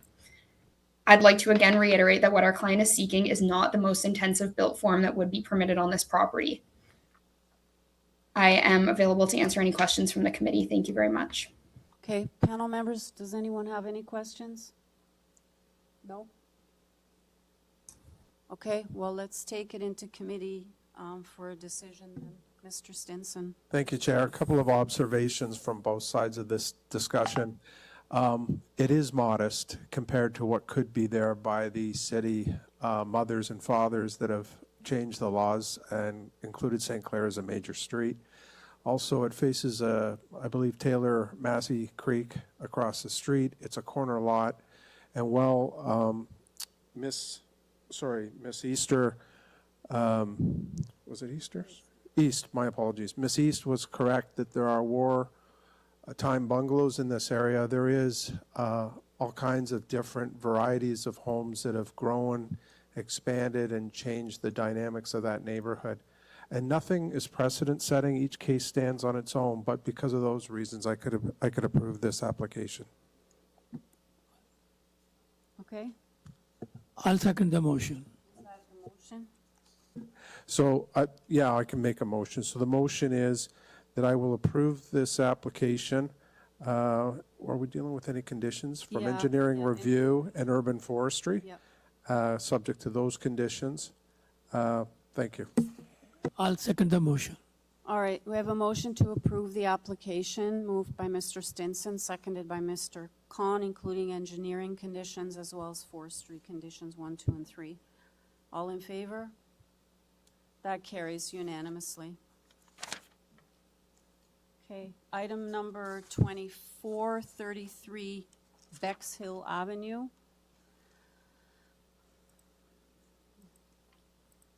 We have before us a draft our plan of survey, public hearing notice, location, map, plan of survey, and plans. We have a red line public hearing with some revisions, revised site plan, floor plans, and elevations, cover letter from FA Engineering, site photos. We have conditions being asked by forestry, conditions 1 and 2. Okay, and let's go through the. Just give me 1 second here. So variance 3, 5, 7, and 8 were removed. I'm sorry, 3, 6, 7, and 8. And number 5 was changed to 17.68. And that's on the constructing of a new 2-story detached dwelling. And this is again a severance application. Okay. I don't show any speakers on this one. Is there anybody in the audience for 33 Bexhill Avenue? Are you the agent? No, I'm the homeowner. Okay, who's speaking, you or him? I'll let the agent speak, but if there's any questions. Okay, if he needs you, then, if not, you have to share the 5 minutes, okay? All right. Okay, can we have the agent, please?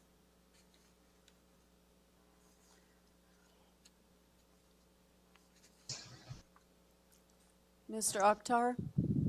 Yes, good afternoon. Hi, sir. I need you to give us your name and address for the record, and then I'm not sure that we need a presentation. I'm seeing nods of no, but there might be some questions, but I just need your name and address first. Yeah, my name is Fizan Akhtar of FA Engineering. Address is 1237 Woodbine Avenue, East York, Ontario. Okay, great. Thanks. Panel members, do you have any questions for the agent? No?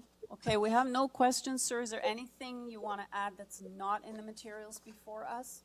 No, I mean, just briefly explain. We are proposing a severance for a lot on 33 Bexhill and building a home on the lot.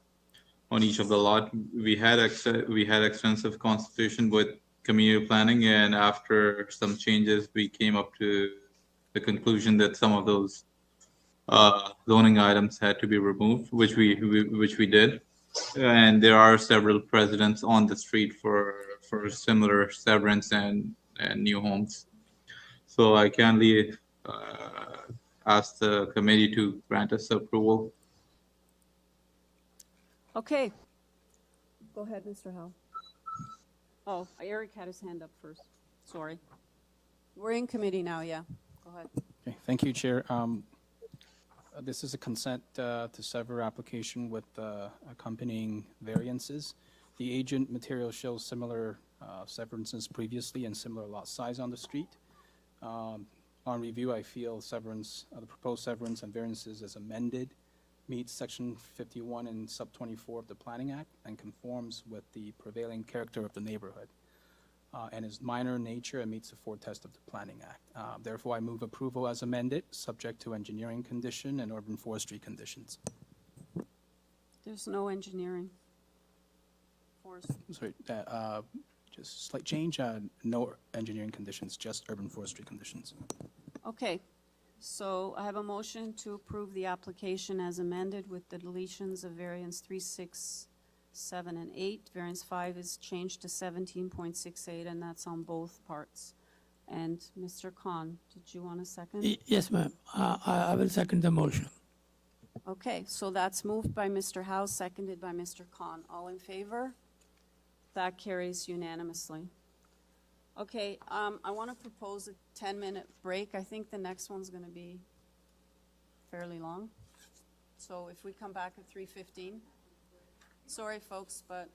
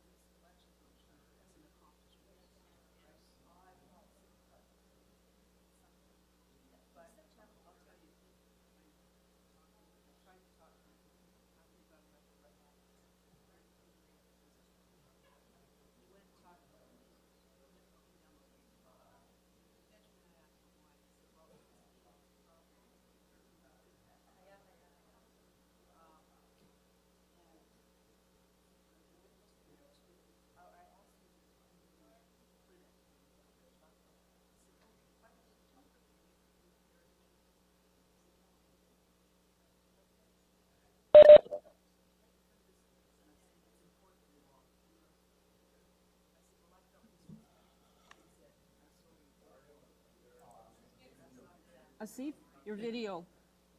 Okay, sure. Thank you, ma'am. Yeah? Okay. All right. The next item is item number 25. 33 Murray Street, Avenue, sorry. We have before us a draft R plan of survey, public hearing notice, location map, plan of survey and plans, previous decisions affecting the property.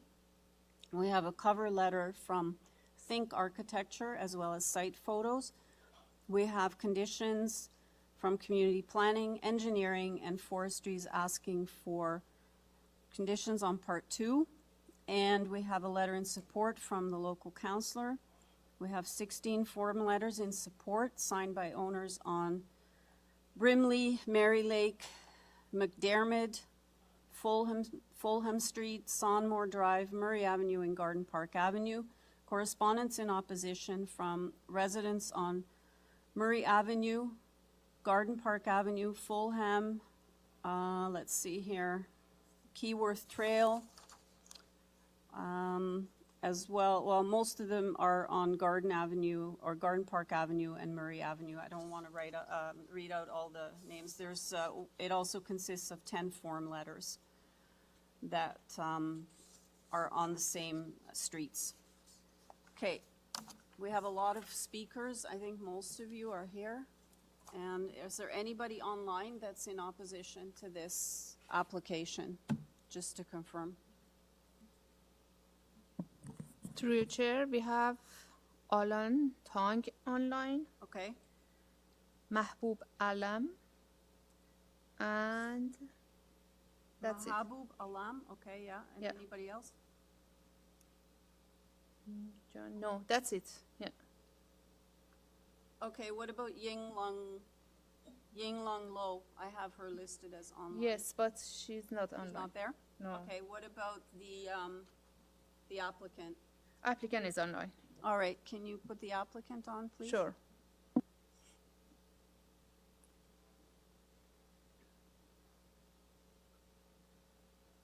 Good afternoon, Chair and members of the committee. Can everyone hear me? Yep.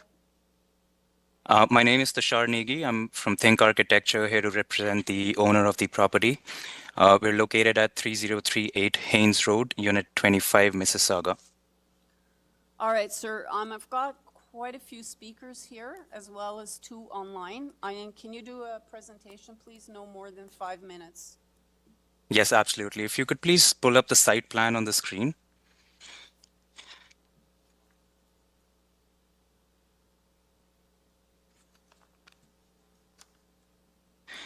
So our application seeks consent to sever the property into 2 residential lots, along with 6 minor variances related to the proposed sixplex. There's 2-story heritage dwelling, which will remain preserved on the retained lot, part 1, and the sixplex is being accommodated in the severed lot, part 2. We are requesting for 6 minor variances, which relate to building depth, rear yard setback, rear balcony encroachments on the first and second floors, minimum lot frontage, and front yard parking. These variances arise primarily from site constraints related to heritage and tree preservation. There are 2 heritage trees located along the front portion of the property, and both heritage planning and urban forestry require that the tree protection zones for the mature trees be maintained, and that the proposed building be located behind these trees. Now, because of these requirements, the building had to be positioned approximately 21.5 meters from the front lot line, even though the zoning requires only 9 meters. Now, if the building were placed any closer to the front lot line, the heritage trees would have required removal through a tree removal permit, but that is not the intention of our proposal. By locating the building further back on the lot, the design is effectively protecting these trees, which are heritage designated. This deeper setback also aligns with the placement of the existing heritage dwelling, which is similarly set back deeper in the lot. And as a result of this, the building placement has created the building depth and rear yard setback variances. The rear balconies on the first and second floors extend into the rear yard setback for a similar reason, as the building sits deeper on the lot. The 5th variance is for the frontage. the lot frontage, which primarily comes from the heritage requirement that the new lot line remain at least 900 millimeters away from the existing heritage dwelling, which slightly reduced the frontage of the severed lot. The required was 15 meters. We're proposing it at 14.45 because of this constraint. There was one issue that community planning staff had raised concerns about the third floor rear terrace, which would have caused overlooking and privacy concerns. We worked with staff there and completely removed the terrace on the third floor at the back, making the revised drawings have the roof be inaccessible. So that addressed the overlooking concerns with still having the rear setback close to about 10 meters. And the final variance that we're requesting is for front lot parking. While parking is not really required for this form of housing here under the bylaw, the owner felt it was important to provide on-site parking for family-sized units that we're proposing and reduce the potential pressure on street parking in the neighborhood. I'd also like to note that the building itself is not oversized. The proposed lot coverage is approximately 31%, where 33% is permitted. The height complies with the 10.5 meter limit, and the building length remains within the permitted 19 meters. For these reasons, we respectfully request the committee's approval of the consent and the 6 minor variances. I'm happy to take any questions if you have. Thank you. Okay, I think we'll hold questions till we hear from the opposition, so we'll have you back. All right, all the people that are speaking, can you come down to the front, please?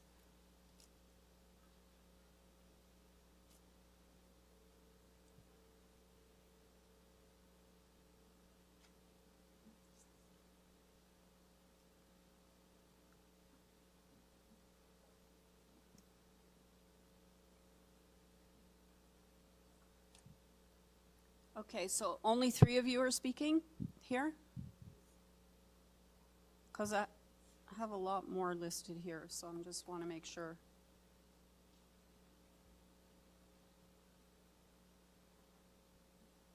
Okay, who wants to go first? And I just want to remind everybody that please try not to repeat the same issues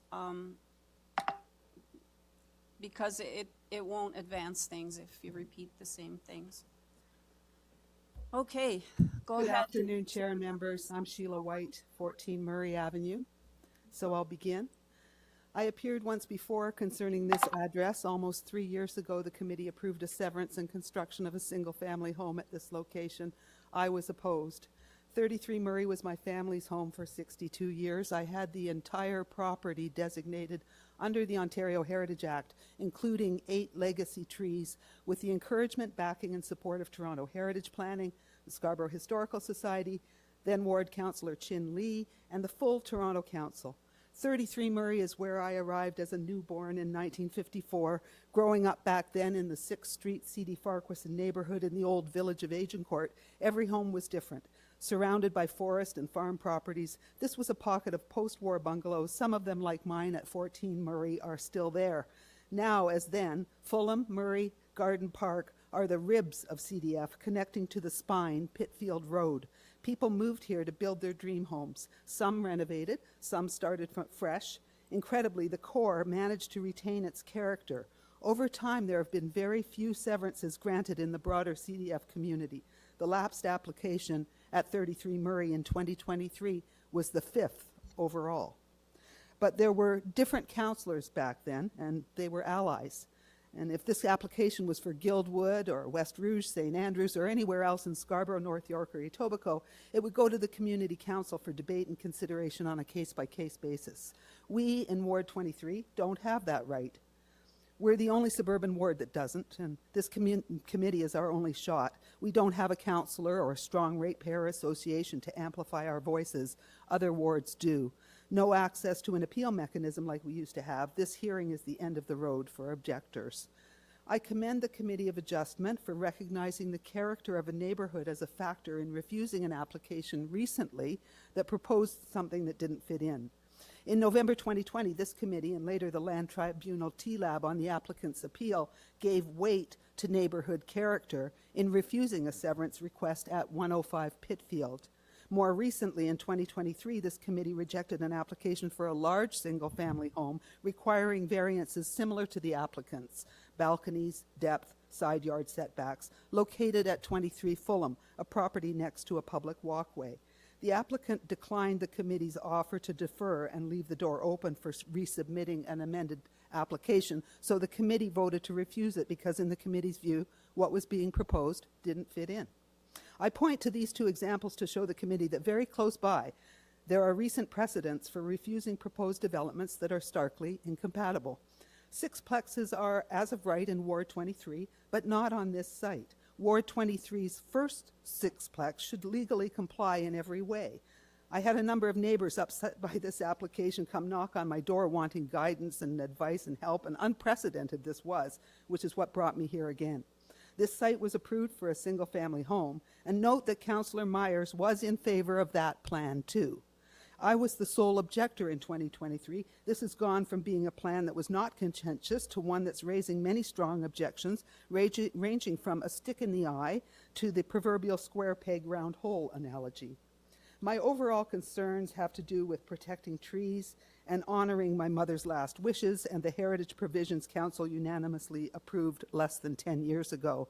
In the supporting materials, I submitted this quote from an email from the project manager of the city's multiplex project. He said, "Though I do not know the specifics of that particular property, I can confirm that the multiplex housing proposal does not override any section of the Ontario Heritage Act or any other provincial legislation," unquote.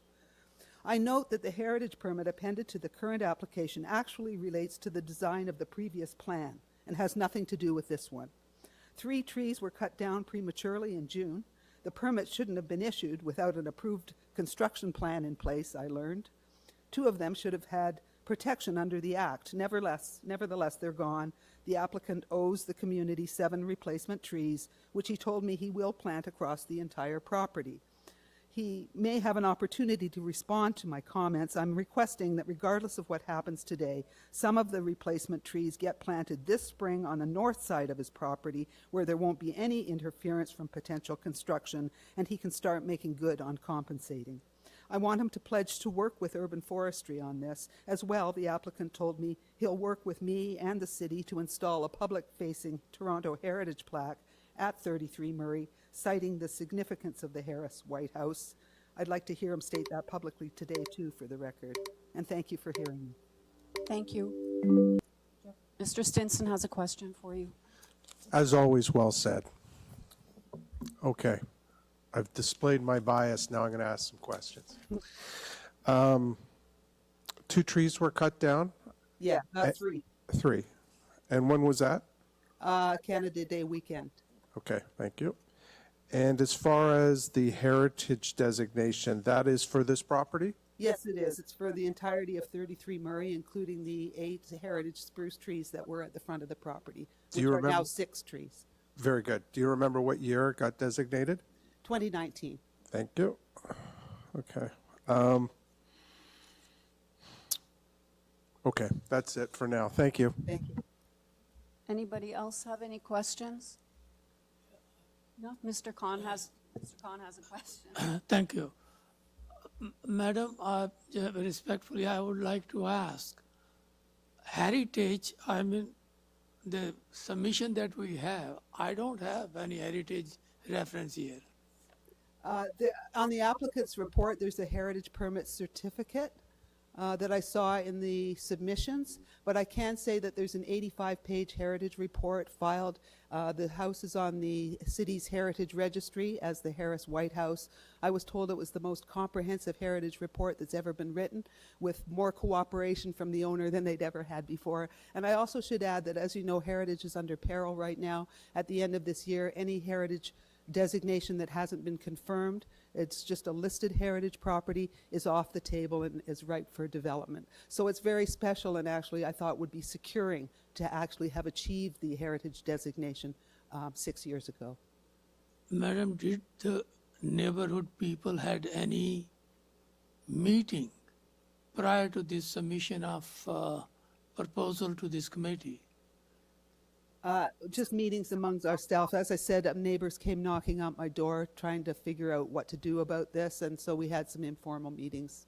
But there was nothing arranged by the councillor, nothing arranged by the applicant. There was no effort made to discuss the plans with his neighbors, as far as I know. I did receive a call from him about 10 days ago when we discussed tree replanting and the heritage plaque. Thank you, ma'am. Thank you. Don't go yet. I think you just answered it. Thank you, Chair. But that was the first time you had contact with the applicant or the representatives? Oh, in this sense, yes. I mean, you know, we talk, we have good relations, but in terms of his plans for the property, I didn't even know what he was intending to build until he phoned me 10 days ago. Okay, thank you. Okay, thank you. Just because heritage came up, can I just have staff to weigh in, because we didn't have a heritage report, because I think that others may bring this up. Just if you can let us all know what has happened with the heritage and how it fits into what we have before us. Through the chair, the 2022 application, there were conditions, heritage-related conditions, and those conditions were satisfied through that application process. Heritage was circulated on this current application, and they had no comments. All right, so they were satisfied with everything that was done before and didn't feel anything further was necessary? Okay. All right, who would like to speak next?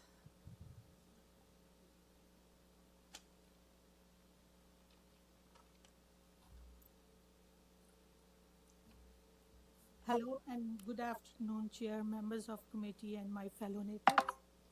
My name is Dimpy Arora, and I live at 32 Murray Avenue along with my husband, Mr. Arora. We have been living in this neighborhood for the past 30 years. Today we are here to strongly oppose this application of new dwelling of 6plex with a flat roof at 33 Murray Avenue. This property is an exclusive property because of its heritage designation by law 535-2019. The trees are the most significant and defining feature of this heritage property.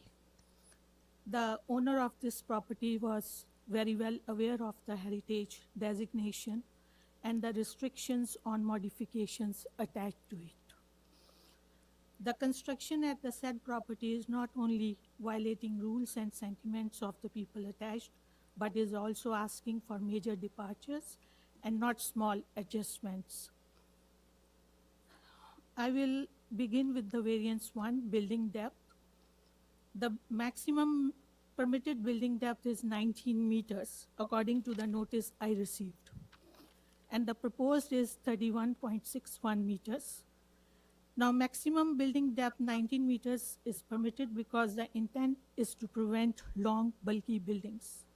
Excessive 31.61 meter building depth will push mass far into rear and eliminate the buffer between properties. In this case, it exceeds by 66%.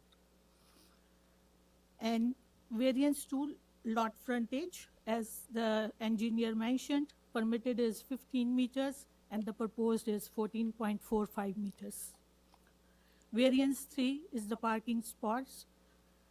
A parking spot may not be located in the front yard or the side yard abutting a street by law. In this case, the proposal for parking spots is located in the front yard. The proposal doesn't comply with the front yard parking restrictions and doesn't meet the minimum lot frontage requirement. The spots will be created, and I believe from front yard parking prohibition is intended to protect neighborhood character. And this is not a minor variance. Variance 5, rear yard setback. Required is 12.57 meters and the proposed is 9.68 meters. So it's already 23% of deficiency. Rear yard setback 12.57 meter is intended to protect privacy, sunlight, landscaping, and usable open space. But it is reduced nearly 1/4, almost 3 meters reduction significantly reduces rear yard open space and eliminates buffer intended to protect privacy, sunlight, usable space, and neighborhood character and aesthetics. Then we have another major variance, balcony encroachments. Let's have a look at the balcony encroachments limit. It's 1.5 meter permitted by the city, and the proposed is 4.11 meters for the first and the second floors. It's more than double the permitted encroachment. Having these extended balconies is not only excessive encroachments, but it also intensifies overlook and privacy impacts on neighboring properties. In conclusion, I urge the committee to consider the heritage designation of this property that makes it exclusive and remarkable, and then the impact of the proposed development on the character of our neighborhood. The flat roof, 5 front yard parking spaces, excessive building depth, 2-floor balcony encroachments are not consistent with the existing streetscape. Residents have invested millions to enjoy these larger lots and continue to pay higher property taxes for the space, greenery, and remarkable character of this neighborhood. Thank you. Thank you. Can I just ask you again, your address you said, was it 32? Murray Avenue, across the 33 ward. Would you mind spelling your name, please? Because I don't have you on my list. There's a D-I. Sorry, D as in David? David. Yeah. I-M-P-I. Okay. That's your last name? This is my first name. Okay, and your last name? A-R-O. A-R-O-R-A. R-A. R-A. Okay. Thank you. Mr. Stinson has a question for you. Thank you, Chair. Good presentation. Did you say that the mass exceeded by 66%? Yes. Thank you. Anybody else have a question for the speaker? No? Okay, thank you very much. Thank Who's the next speaker?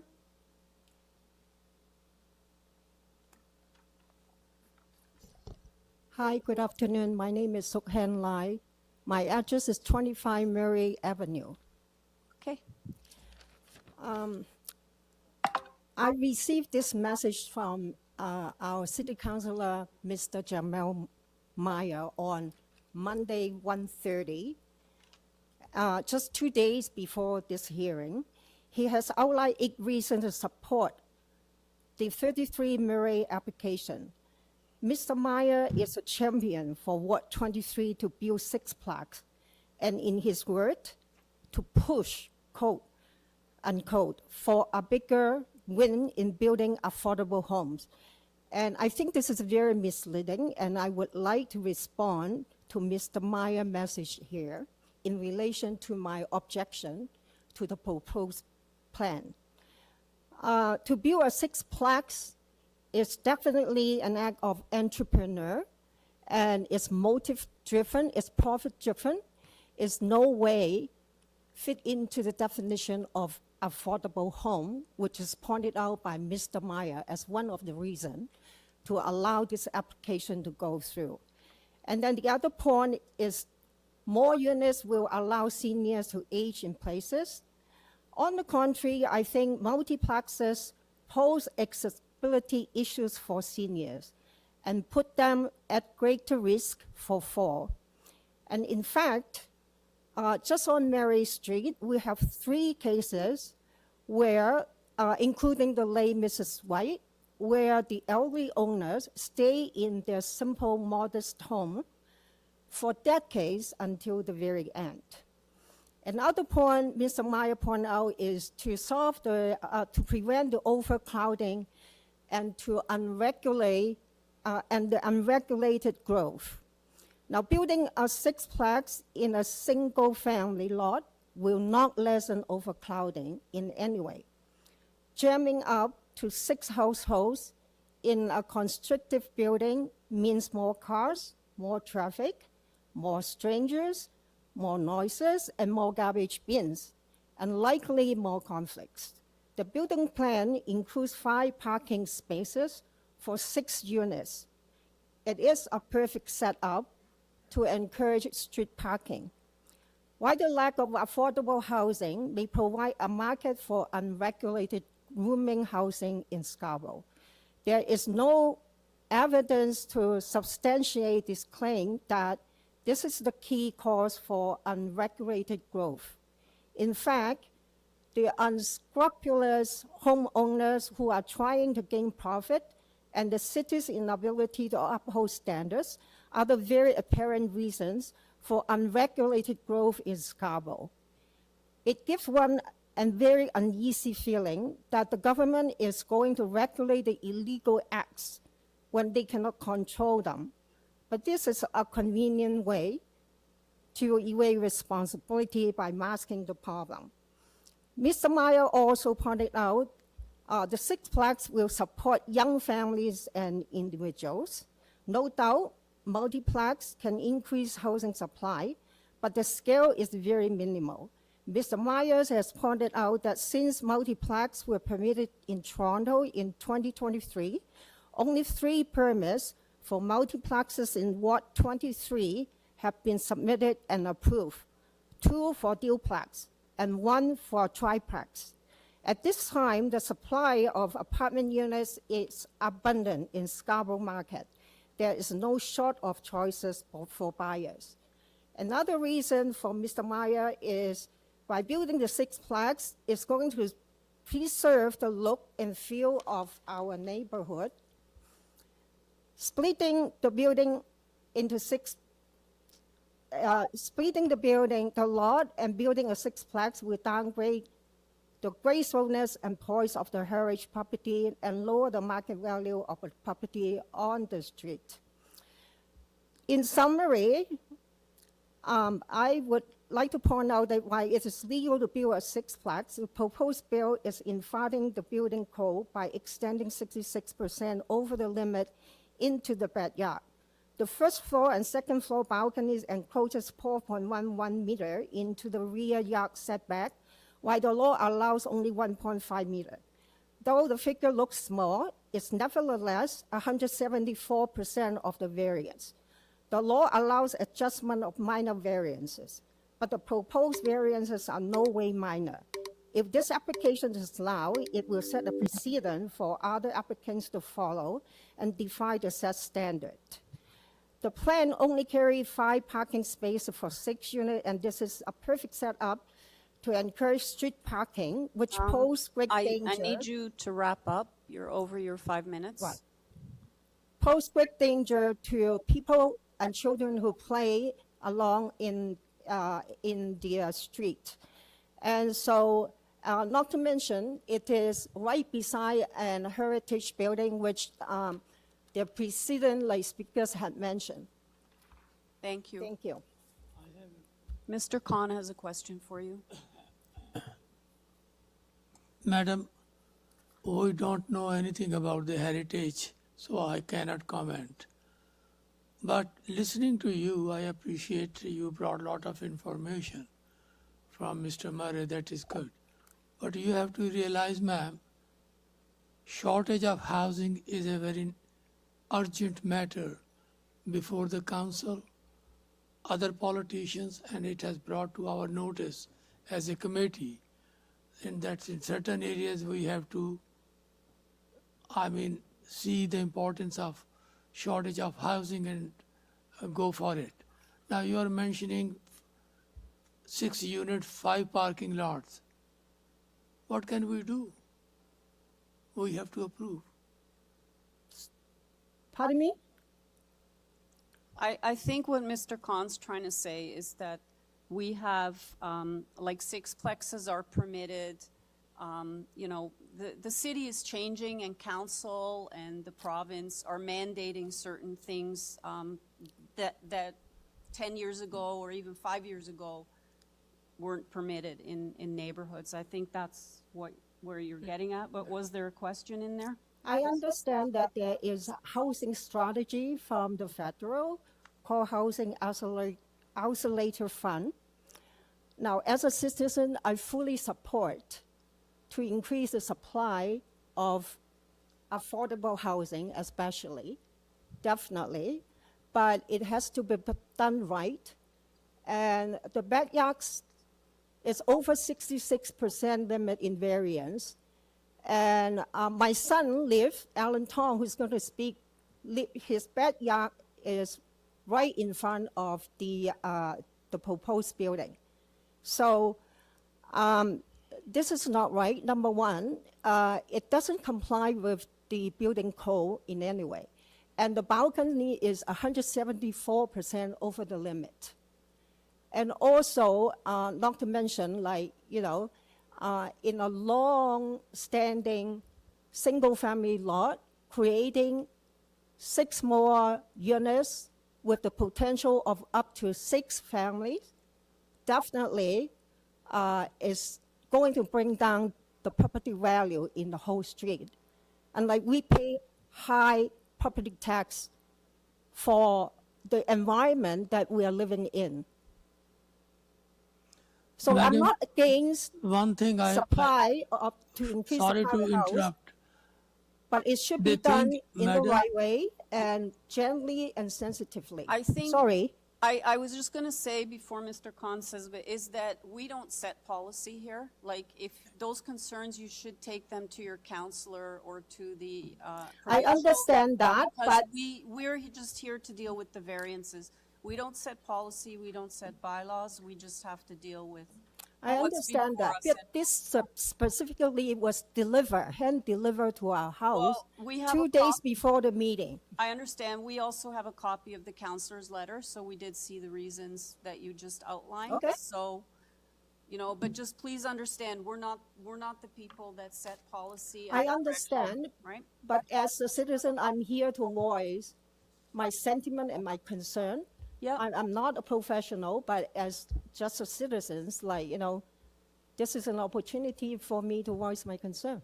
No, and I think that's a very valid, you know, it's very valid concerns you have. And, but I think maybe you should write to your counselor, and because this is a bigger issue, it's Right. citywide. Yeah? Ms. McCauley?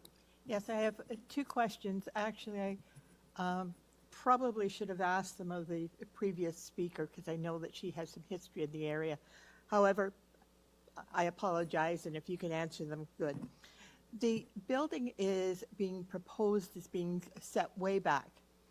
I don't know whether that is part of the desire to have the building at roughly the same location as the Heritage Building to the north. Do you have any comments on that location? I think because to protect the title of the heritage home, this is the way the building has to set back into the backyard. But when the owner, Mr. Sear, purchased this piece of land, he's well aware that 33 Murray is designated as a heritage property. And as a community, we do expect Mr. Sear to carry on the legacy and respect the gracefulness and the poise of the environment that a heritage property is there. Okay. Thank you. And the owner here has bought the whole property. He's bought the property with the heritage building on it, and the remainder of the property he has presumably bought subject to the consent application in order to provide this development. So I understand that. I understand there's a lot of issues with the heritage and retaining the heritage character. And so I wasn't sure how much of that and what your opinion was of the building being at the back of the lot, whether that is good from your point of view or whether that is bad. That is bad to have such a deep setback. And I think it's not fair for his immediate neighbors, like my son being one, with a big block, like into like half of your backyard, and with the balconies towering over your head, and that's an intrusion of privacy, increased noisy, and disturb the calm definitely. Okay, thank you. The second question I have for you is the parking. This is quite a change from what is on the street. We have a number of applicants that come to us and the residents that come to us, and they complain that there is no parking or no parking on the lots, and people are parking on the street. In this case, the applicant is proposing 5 parking spaces, and I was really looking at the whole front of the lot is nothing but a parking lot. Do you have any comments? I do, because there is no pedestrian walkway along Murray Street. So we quite often walk on the road, and in winter time, the snow, with the snow, and if there's a car is there, then we'll further push in the middle of the street, passing by the car.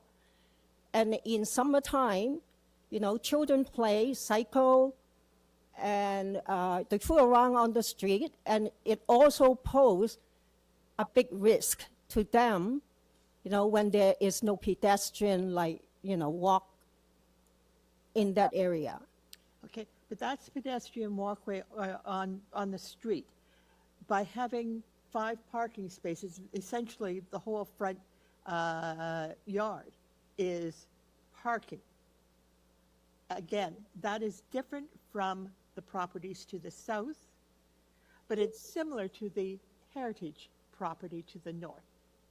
And so I don't think the heritage property to the north has a parking lot in its front yard, but the proposal here is certainly a parking lot in the front yard. I don't know whether that is desirable. Maybe it is desirable. It's a trade-off as to 5 parking spaces on the street or 5 parking spaces on the front yard of this house. Now, I don't quite understand your question, but the present Murray Street, they have sort of like a half circle parking, which like runs nicely, beautifully, like along with the heritage destination. Now, with 5 parking space, like on level, it's look like a parking lot more than like, you know, parking in individual houses. Okay. And definitely, I don't think that people would like to move into, you know, our street, which is like which is long-standing single-family home, with a 6-plex and a parking lot in front of it. And then, you know, only 5 parking space for 6 units. Okay, all right, thank you. No more questions. Anyone else have any questions? Okay, David? Thank you, Chair. I just want to say you made a comment about 6-plexes. They're not necessarily affordable, and I do agree with you. It all depends on what the rent is or how they're charged. So it's an interesting point you made. Thank you. Okay, thank you. Thank you. Sir, are you speaking? My name is Dominic Chen, 18 Murray Avenue. Okay, hang on. Let me just add you here. So you're at 18 Murray, Yes, and you said Dominic Chen? Dominic Chen, C-H-E-N. Okay. Okay, sir, go ahead. Yeah, since most of my stuff has already been addressed by previous couple of speakers, so I just have one quick comment and one questions. Okay, I'm a long-term resident of this neighborhood for over 30 years. I have never heard of anything proposal like that.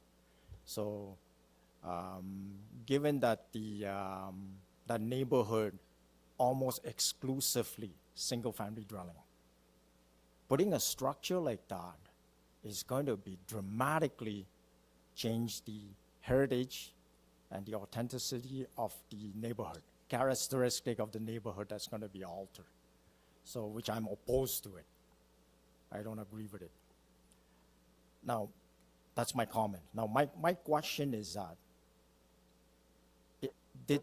has anybody did a traffic impact,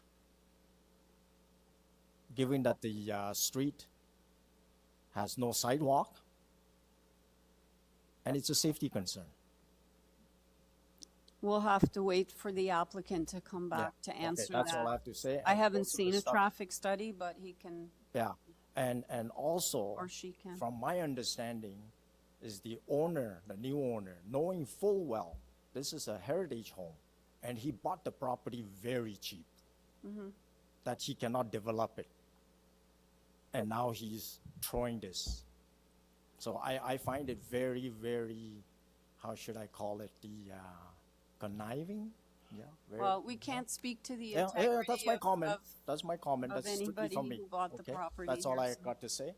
Okay. Anybody have any question to ask? I don't know, let me ask my fellow members. No, I think we're good, but thank you. Okay. Okay, there's nobody else that's here that wants to speak, then if not, I'll go to the people that are online. Through the chair, Alan Tong, you have been unmuted.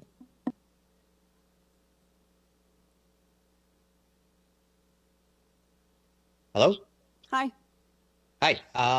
So good afternoon, Chair and Committee. My name is Alan. I live at 22 Fulham Street, and I am directly behind 33 Murray Avenue. I've heard many of the speakers before, so I'll cut it a little bit short since a lot of it is repeating. So basically, first, I just want to begin by addressing the 2023 hearing for the subject property. The file number was A0184-SC22 and B0026-SC22 back in June of 2023. I was not aware of this hearing and I did not attend, but if I had the knowledge of the hearing, I would have sent a letter of objection as well to that variance. I bring this up because some of the documents from the 2023 are listed in supporting documentation for this 2026 proposal. So pertaining to these documents, I would like to know that there was no construction or progress on the property within 2 years of the notice of decision. The consent application was approved on condition, but from the best of my knowledge, these conditions were not followed through. The previous conditions for severing the heritage property, specifically replacement of the 7 trees for removing 2 heritage trees, have not been met. So I asked the committee to view this as a fresh application. Previous considerations should be voided as the applicant has failed to demonstrate a commitment to the neighborhood's heritage or the committee's previous conditions. So my biggest objections for this 2026 proposed site is basically the scale and the depth. As you heard previously, it encroaches into the backyard quite a bit. Allowable is 19th, and they're requesting a 31.6 meter depth, which is a 66% increase over the bylaw. I don't think it's a minor tweak, and it seems like a fundamental redesign of the lot's footprint. I also invite the committee to take a look at the site plan relative to the neighbor of 29 Murray, just to get a scope of how it looks. The building will extend more than halfway across their backyard. And it's not a small building. It's a 3-story building that's 10.5 meters tall, and it is only 1.2 meters away from their side backyard. There will be multiple windows on the south side looking over their backyard. And this brings me back to privacy encroachment. The proposed building is, like I said, 3 stories, and they're asking for to break the rear setback minimum from 12.57 to 9.68 meters, which is a 3-meter encroachment. Also, they want to throw in balconies as well, which extend another 4.11 meter into the rear setback, and the allowed is only 1.5. So for this puts active outdoor living space and multiple windows from the proposed building to be directly overlooking my private space amenity from a very elevated height, because it's a 3-story building. The resulting loss of privacy and increased noise from it's a multi-family dwelling at this proximity cannot be understated. And finally, just to continue on with the issue of policy and suitability, while I understand that sixplexes are permitted in the ward, the built form of this proposed building does not fit within the bylaws set by the city, nor does it fall in line with any of the characteristics of the dwellings in the community. When the city planners and councillors decided to allow multiplexes in our ward, I do not believe their intention was to have these buildings built on or next to heritage properties. The city's move towards multiplexes was intended for suitable lots that are within the scope of our bylaws. Modifying any heritage property and breaking bylaws to forcibly build a sixplex seems to be against the overall intent and purpose of the official plan. Multiplexes, like Multiplexes are an option. They're not a mandate to ignore the physical and legal constraints of a property. Just because a sixplex can be built doesn't mean that it should be built anywhere, and it should not be built on lots that require extreme variances for depth, setbacks, and modifications of a heritage property. In conclusion, I believe this proposal creates a structure that will strip away sunlight and privacy from all surrounding neighbors, and it undermines the integrity of protected lands. Approving this proposal would set a troubling precedent, encouraging developers to acquire protected land with the expectation of circumventing bylaws. I'm not asking the committee to block the sixplex. I'm just asking you to enforce the existing bylaws that protect the integrity of our community. Thank you for listening. Thank you, sir. Does anybody have any questions of the speaker? No? Thank you very much, sir. Thank you. Uh-huh. They're in the Through the chair. They were resent in the supplemental. They were included in the supplementary agenda. Yeah. Okay, we have one more speaker online.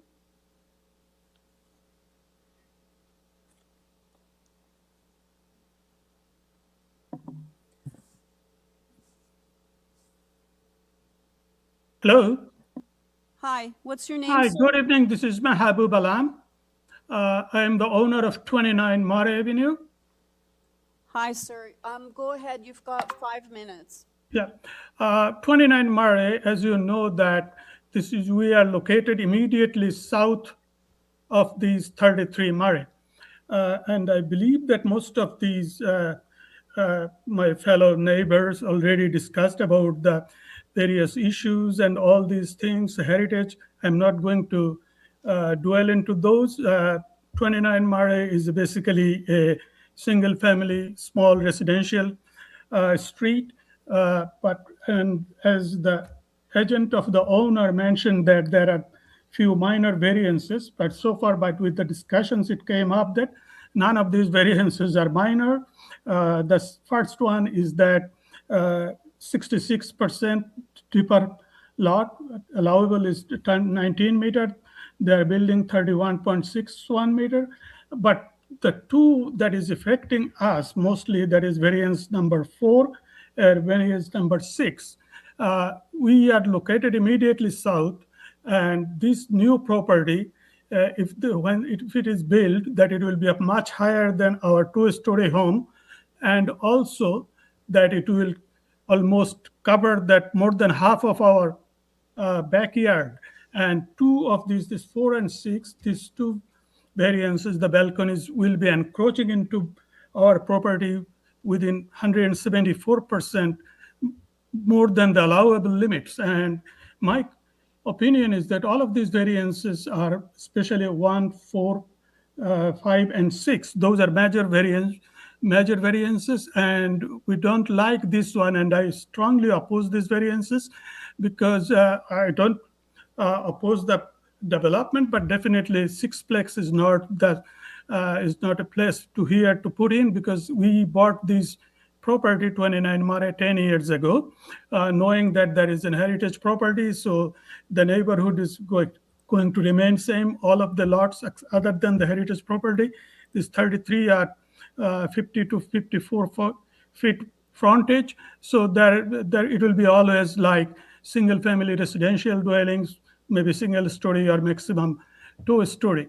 So it's going to change the character of the street. And also the most important is that number 4 and number 6 and number 1, those 3 variances, which are not acceptable at any cost, because that is going to deprive us from the backyard of our property.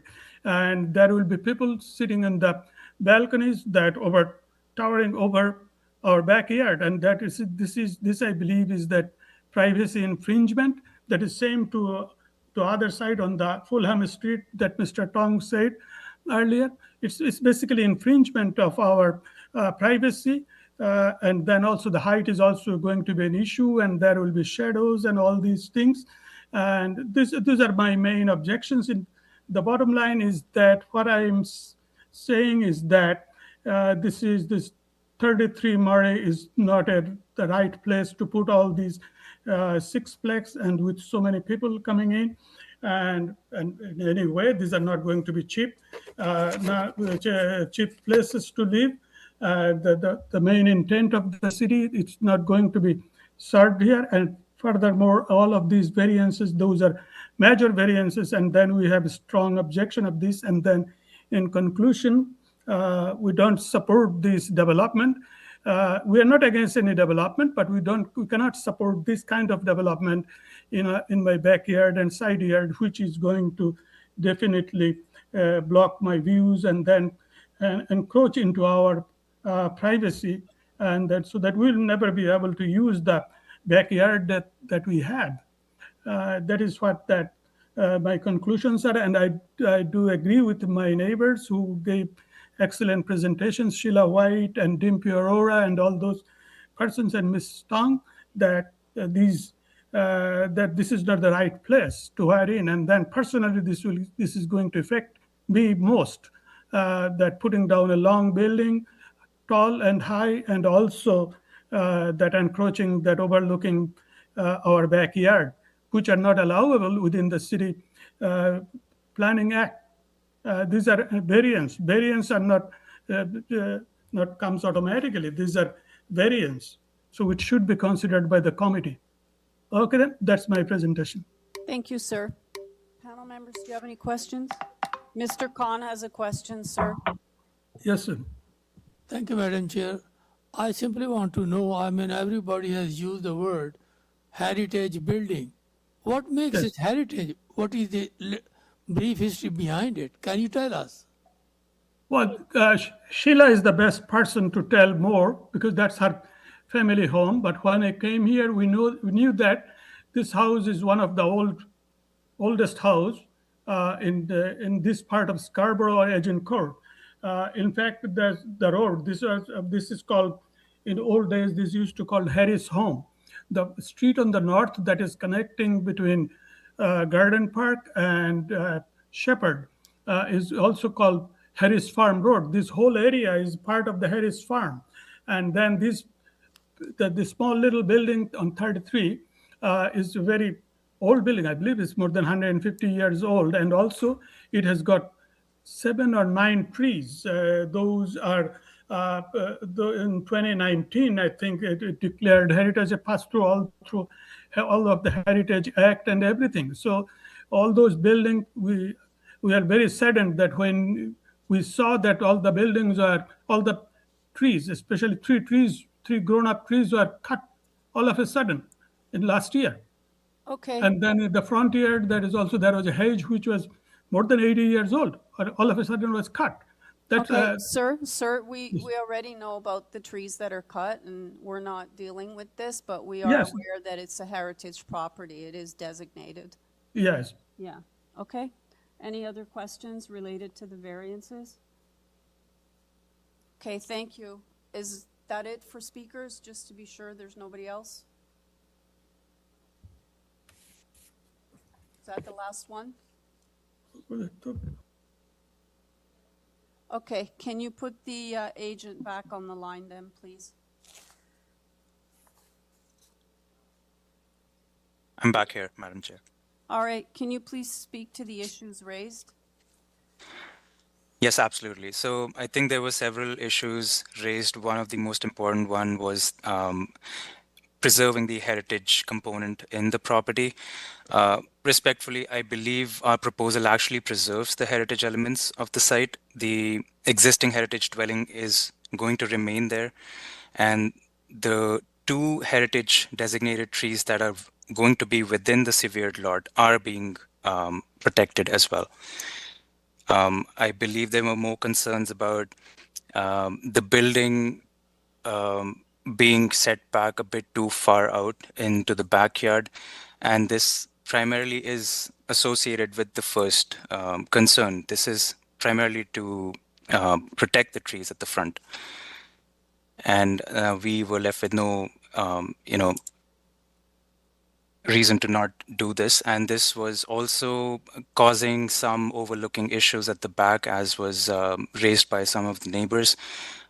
Community planning staff also did bring this up. We worked with them, and in their opinion and ours as well, we were able to remove the third floor terrace from the back, which reduces the overlooking issues, and it supports the cause there. I think there were a couple of more questions raised about the parking in the front lot and potential congestions on the street. I think what we're trying to do with the proposal is try to have on-site parking so that it reduces the number of cars parked on the street, which clears up the space more. And in looking at the neighboring properties as well, there are a lot of properties where there are big driveways that can easily accommodate 4 or 5 cars themselves. So we're basically trying to do that with the amount of units we are proposing as well. But yeah, the major issue that we thought we are addressing is to not congest the Murray Avenue with cars. I think those were the concerns. If I've missed anything, let me know, please. Well, I guess just sticking with the overlook component, the variances for the balconies. Yes. Yeah, I So think that's a concern. the balconies, I believe the opposition here brought up some big percentages, about 66%.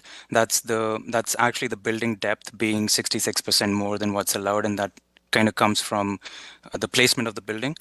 And because this is set deeper, the balconies also are within the encroachment. The balconies itself are allowed a 1.5 meter encroachment. We're only proposing 1.2 meters, but because the building is set really back far, it also counts as minor variances requested. In actuality, if you look at all of the 6 variances, if the trees weren't there, or we were not protecting the trees, we would not be looking at 4 of those 6 variances at all in this application, which is the building depth, rear setback, and the 2 balcony encroachments on the first and second floor. And in fact, the 5th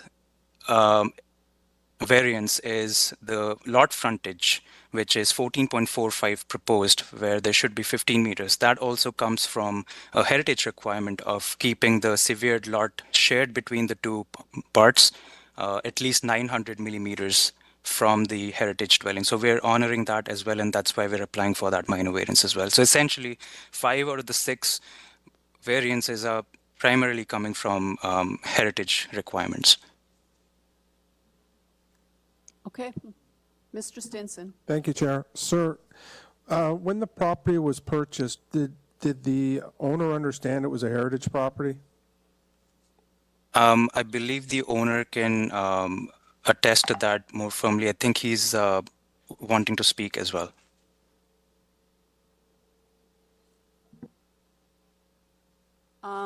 The owner, I asked at the beginning, and he was only going to speak if there were any specific questions, because normally you share the 5 minutes. So unless there's something you can't answer. I wouldn't be the best person to answer this. I think this should come directly from the owner. He has a lot more history about the project. What's your question again, Dave? Well, I think he knew. I think it was mentioned that he knew earlier. Is the owner on the line? Through your chair, yes, he's online. Okay, sir, I just need your name and address for the record, and the question is, I just need a yes or a no. Did you know this was a heritage property when you bought it?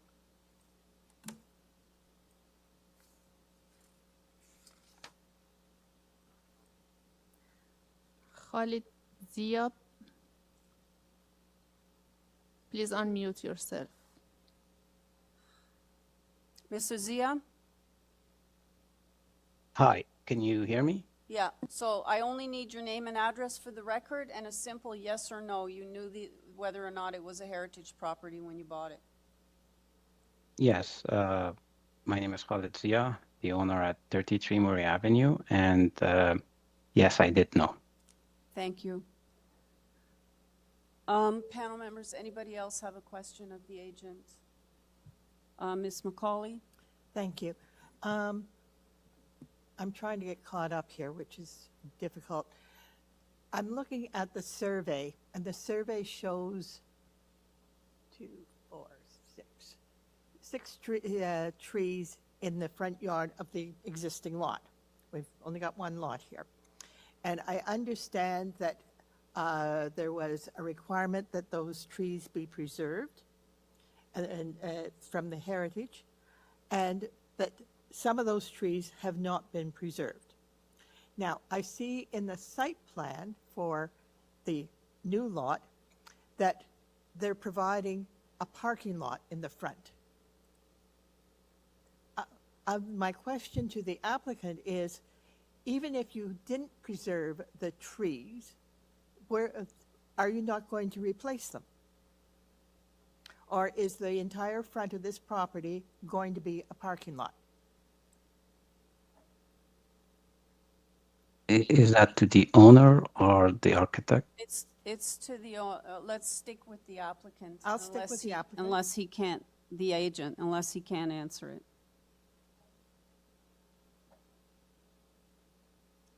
Can you?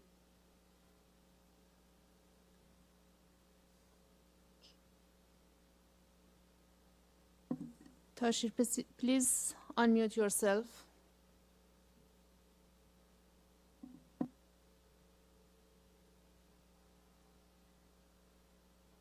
Just to the staff, can you keep them both on, like, online in case, like, this, no? Both of them, they are online. Okay. They are on mute. Okay. Yes.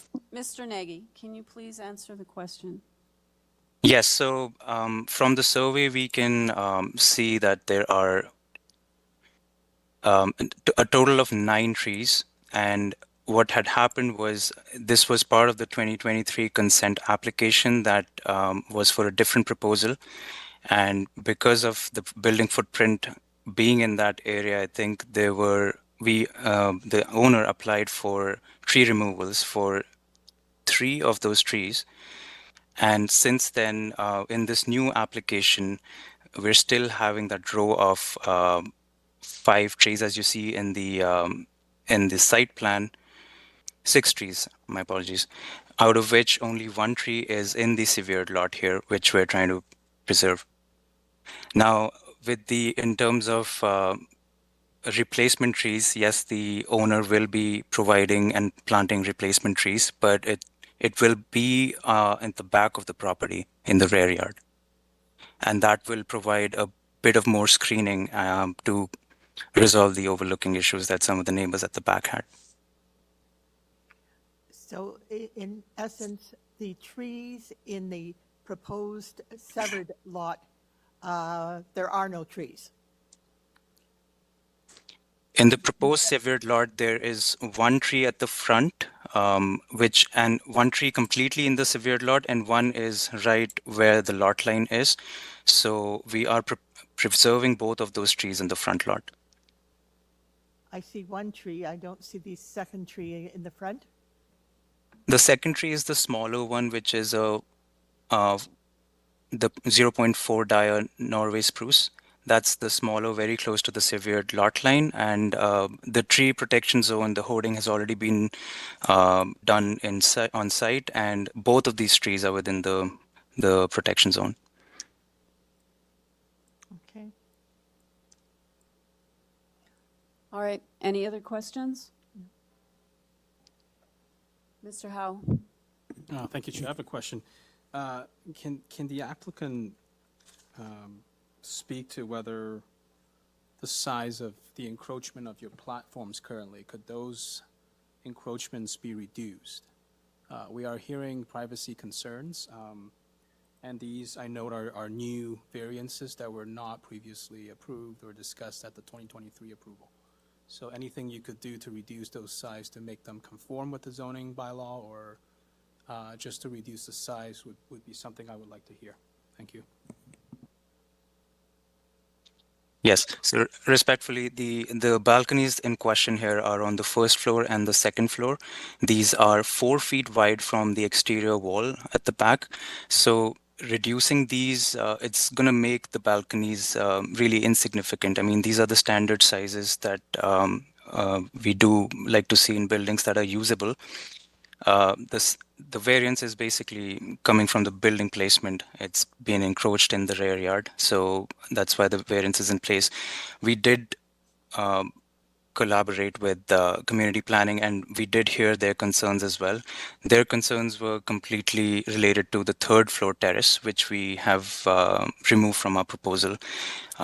They did support the, the second and first floor balconies in the proposal.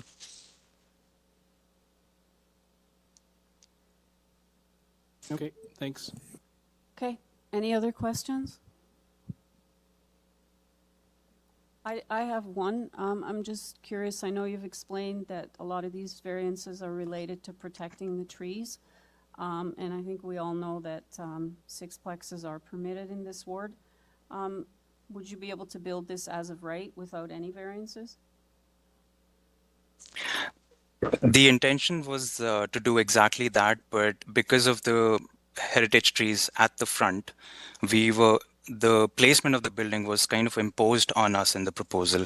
Our most preferred option would have been to, have the building placed where most of the dwelling units in this neighborhood are somewhere around 9 to 10 meters from the front lot.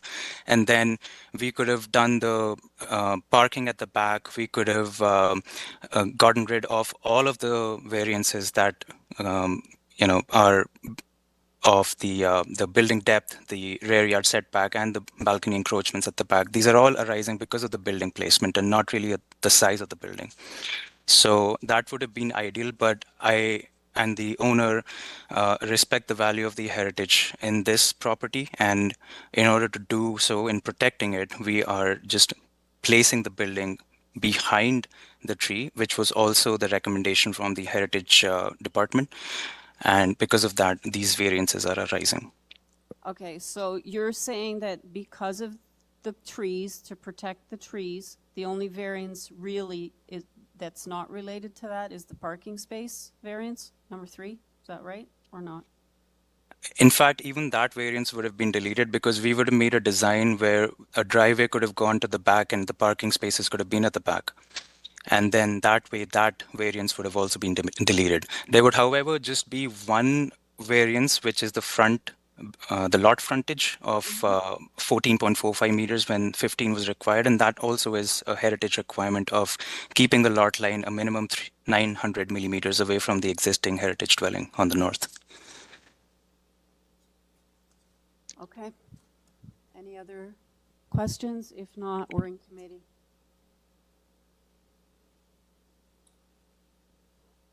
So, you have a question? To you, yeah. Okay. Thank you, Chair.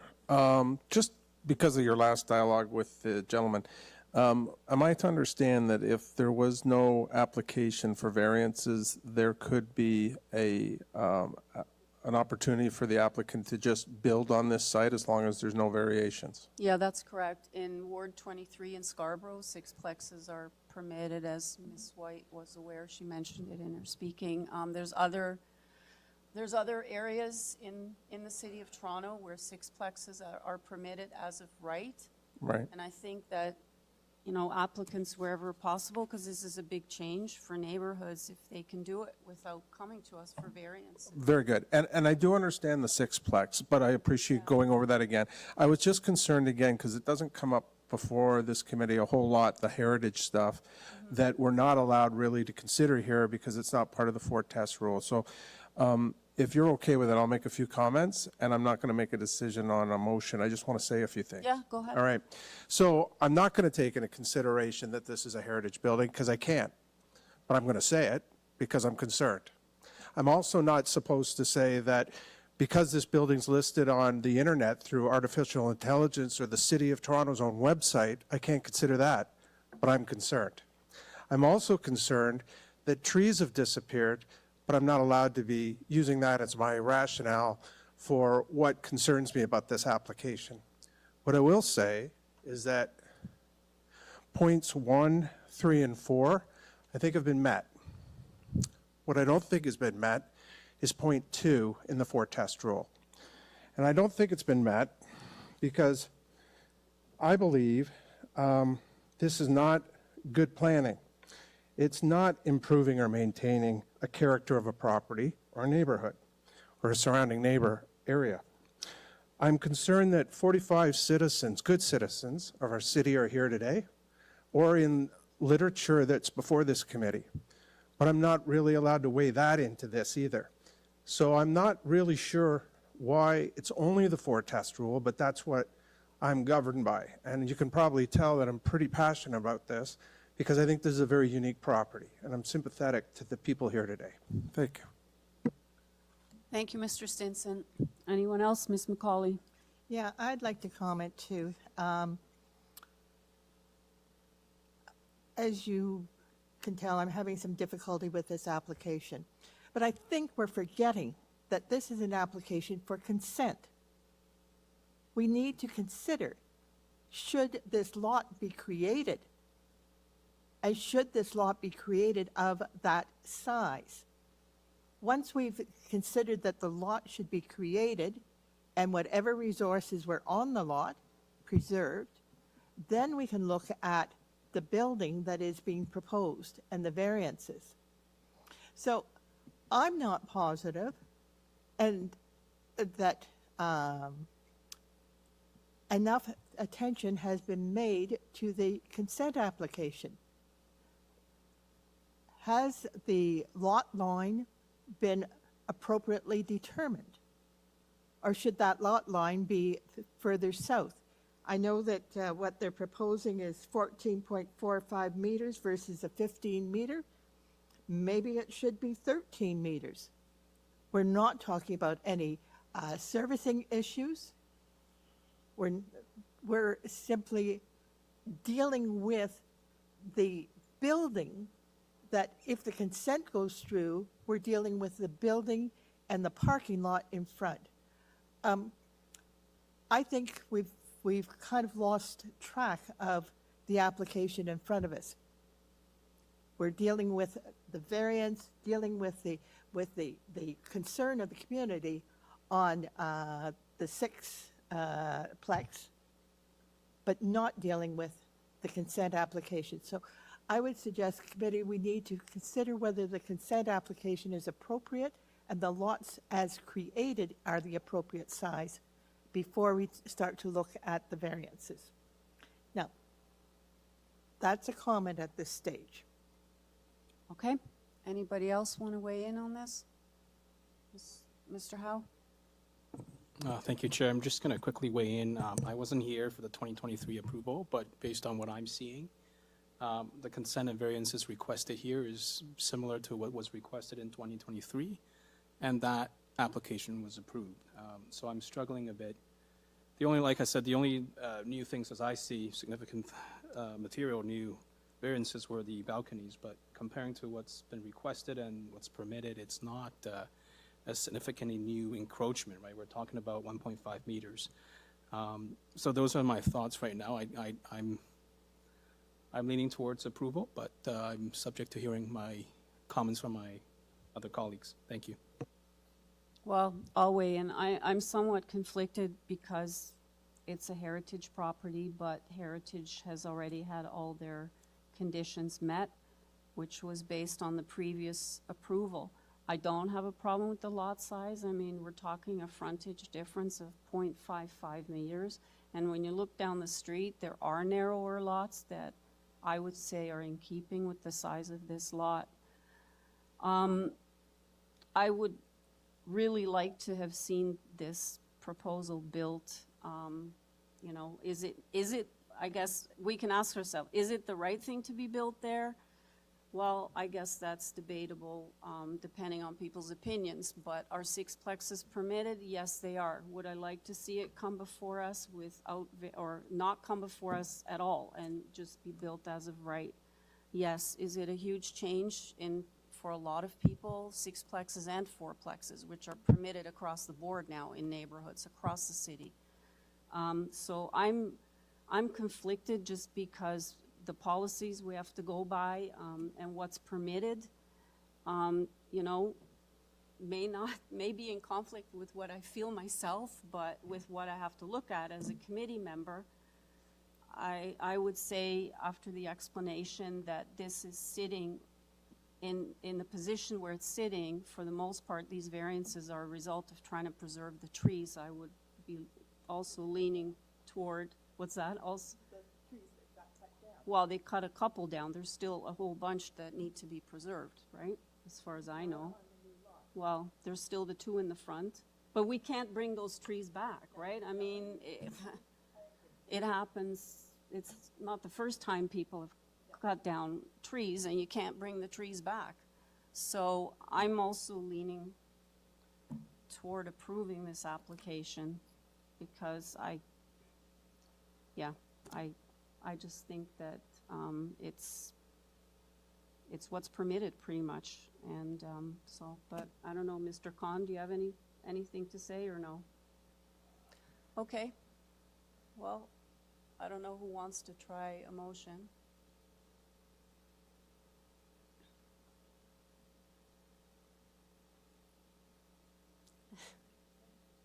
Not. Oh, we're doing them together because they belong together. Like the consent is almost the same as what was lapsed, right? I don't know because I don't have my list of supplementary in front of me. Okay, well, it's basically the same as Mr. Howe just outlined, which is why he's leaning toward approval. So we're doing them together, yeah. And the location of it and any conditions are almost the same. Yeah, the consent is almost the same size as what was approved. I don't know, do you have the numbers in front of you, Mr. Howe? The consent from before, was exactly the same? Exactly the same.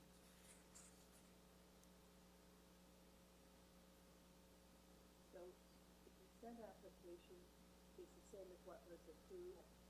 The heritage designation has been placed on the property, and we're not discussing it any further. No, because the conditions that Heritage had were with the previous consent, and all the conditions were met, and as the Deputy Secretary Treasurer said, it was circulated again, and they had no comments. They're okay. Okay, so even though the consent wasn't fulfilled, the heritage components were fulfilled. Yes, that's my understanding, correct? Mr. Deputy Secretary Treasurer, yeah, he did. Yeah, he did.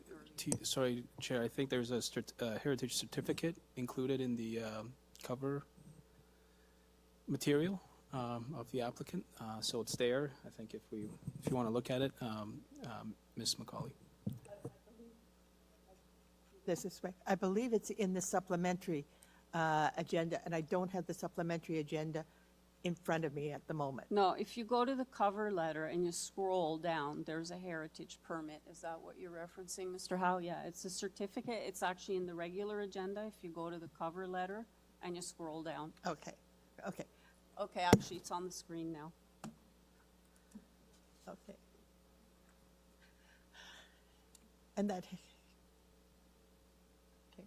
So the consent application, if the consent application is approved, the heritage permit would only apply to the northern lot?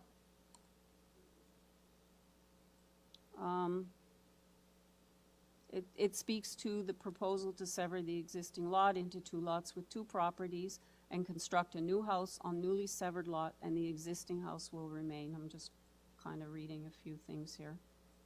So yeah, I'm not an expert on heritage things. I don't know if staff wants to, I'm not sure I understand the question. So it basically acknowledges that a new house. The question then comes, do we have to consider the heritage issues on the new lot and at the sixplex? My understanding is not, but I will ask the Deputy Secretary again to weigh in on this. Through the chair, as I mentioned before, this application was circulated. Heritage commented, they had no comments. All of the matters have been were secured through the previous consent application. Okay, then. They have no comments on the current application. Just a simple answer. Does the heritage permit have anything to do with the new lot? The heritage permit was, the heritage permit was imposed on both, on the previous consent application, which applies to both lots. Okay. So the heritage permit at the moment applies to both lots, applies to both It was proposed lots. it was a condition It's of the previous, entire it was a lot. condition of the previous variance. If Heritage had any comments, they would have commented on this application. Okay, all right. But just to reiterate what I just said earlier, so I'm reading from the permit. The extent of alterations authorized under this permit is limited to the description contained herein as follows, quote, proposal to sever existing lot into 2 lots with 2 properties and construct a new house on the newly severed lot, and the existing house will remain as is. So yes, it speaks to both. Okay. Yeah. Thank you, Chair. We're still in committee. Yeah, thank you. This may be better answered by the Deputy Treasurer. So that decision by Heritage, and thank you, it's very clear, sir, was 2023. As far as today's application before us, they know about the more recent changes. This was circulated as part of the new the new application was circulated to Heritage. Heritage indicated they have no comments. I believe there was an email and it was omitted in error with our package here. Is that Right. correct? Well, they didn't. Yeah, we circulated. Yeah. It was sent by email. We Yeah, they typically do just not sent include email emails in our packages. Yeah. So we just have. If it was a report, we would have included it. Okay, no problem. Okay. And the other part of this that seems to come with this heritage bit is the trees. Okay. And we had an urban forestry permit. They were to preserve a certain number of trees as part of the consent application, which didn't proceed. Yeah. And so they cut down 2 of the trees regardless. No, well, I'm not sure about that. I'm looking at the permit. I can read it better on my own screen, and it says Norway spruce, 2 of them in the front yard. One has got 50 centimeter diameter, the other was 60, and then the third one was a sugar maple tree in the rear yard, and they were permitted for removal. So they didn't. They were permitted for Yeah, I'm looking. removal. That's what this permit that's up there, it says. If you scroll down, it's in the cover letter. So I don't think they just randomly cut them down. Looks like they had a permit. Okay, well then, I'm still confused here. Why did they move the house, the new house, way back to preserve the trees? Because there's still, if you look at the site plan that you were looking at before, there's still 2 trees there. One is right on the property line and the other one is in a bit, and then you have the parking to your left, right? So they're still trying to protect trees that are there now, so they don't have to cut more down.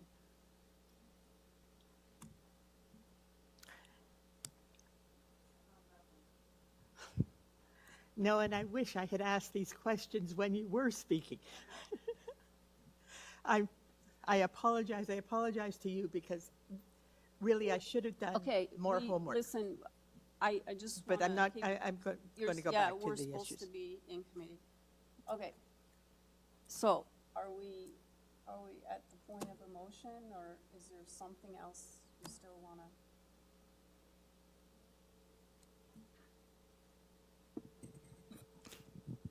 Thank you, Chair. I'm prepared to move forward with the motion, and I will say this.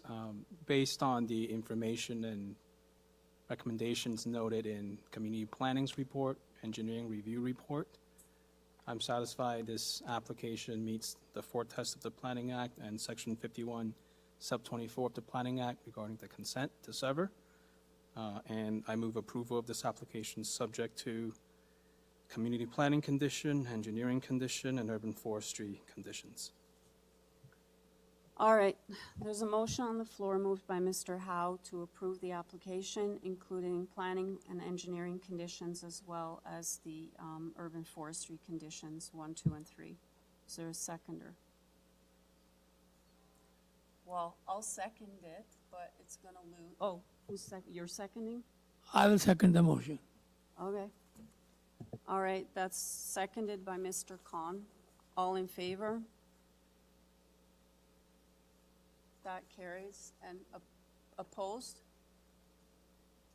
Okay, Ms. McCauley and Mr. Stinson dissent. We oppose.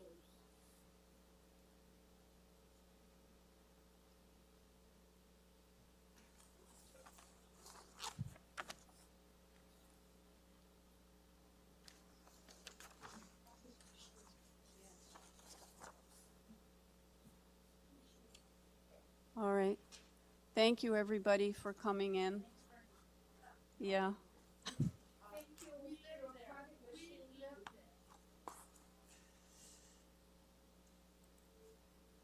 Okay. Items 26 and 27, I can, okay, I'm just gonna wait for a minute. Yep.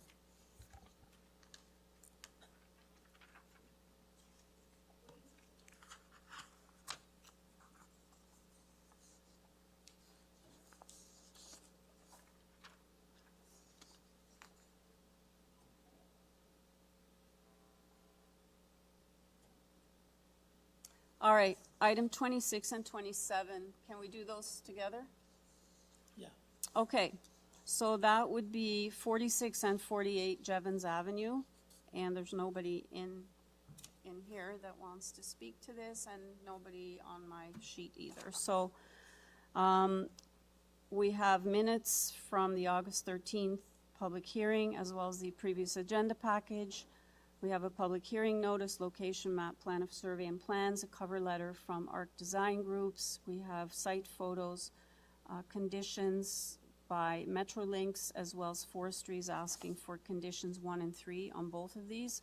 Correspondence in opposition from number 44, which is adjacent, number 42 and 47, Jevans Avenue. Okay, do you have Mr. Jaruzik on the line? Good afternoon, committee. It's Peter Jaruzik from ARC Design Group, 60 Thistledown Crescent, Whitby, Ontario. Welcome back. All Thank right. you for having me again. Yeah. Okay, not sure we need a presentation. Anybody need a presentation? Anybody have any questions for Mr. Jaruzik? Appears there's no questions. Is there anything you want to add that's not in the materials before us? No. This is our second time. We worked with Planning Department and Forestry Department to correct up one of the lots, and I'll leave it up to the committee. If you guys want a presentation, I'm more willing to present, but I know it's been a long day for everybody, so I'll leave it up to you guys. Okay, I think we're good. You're aware of the forestry conditions and Metrolinx? I am. Okay. All right, we're in committee.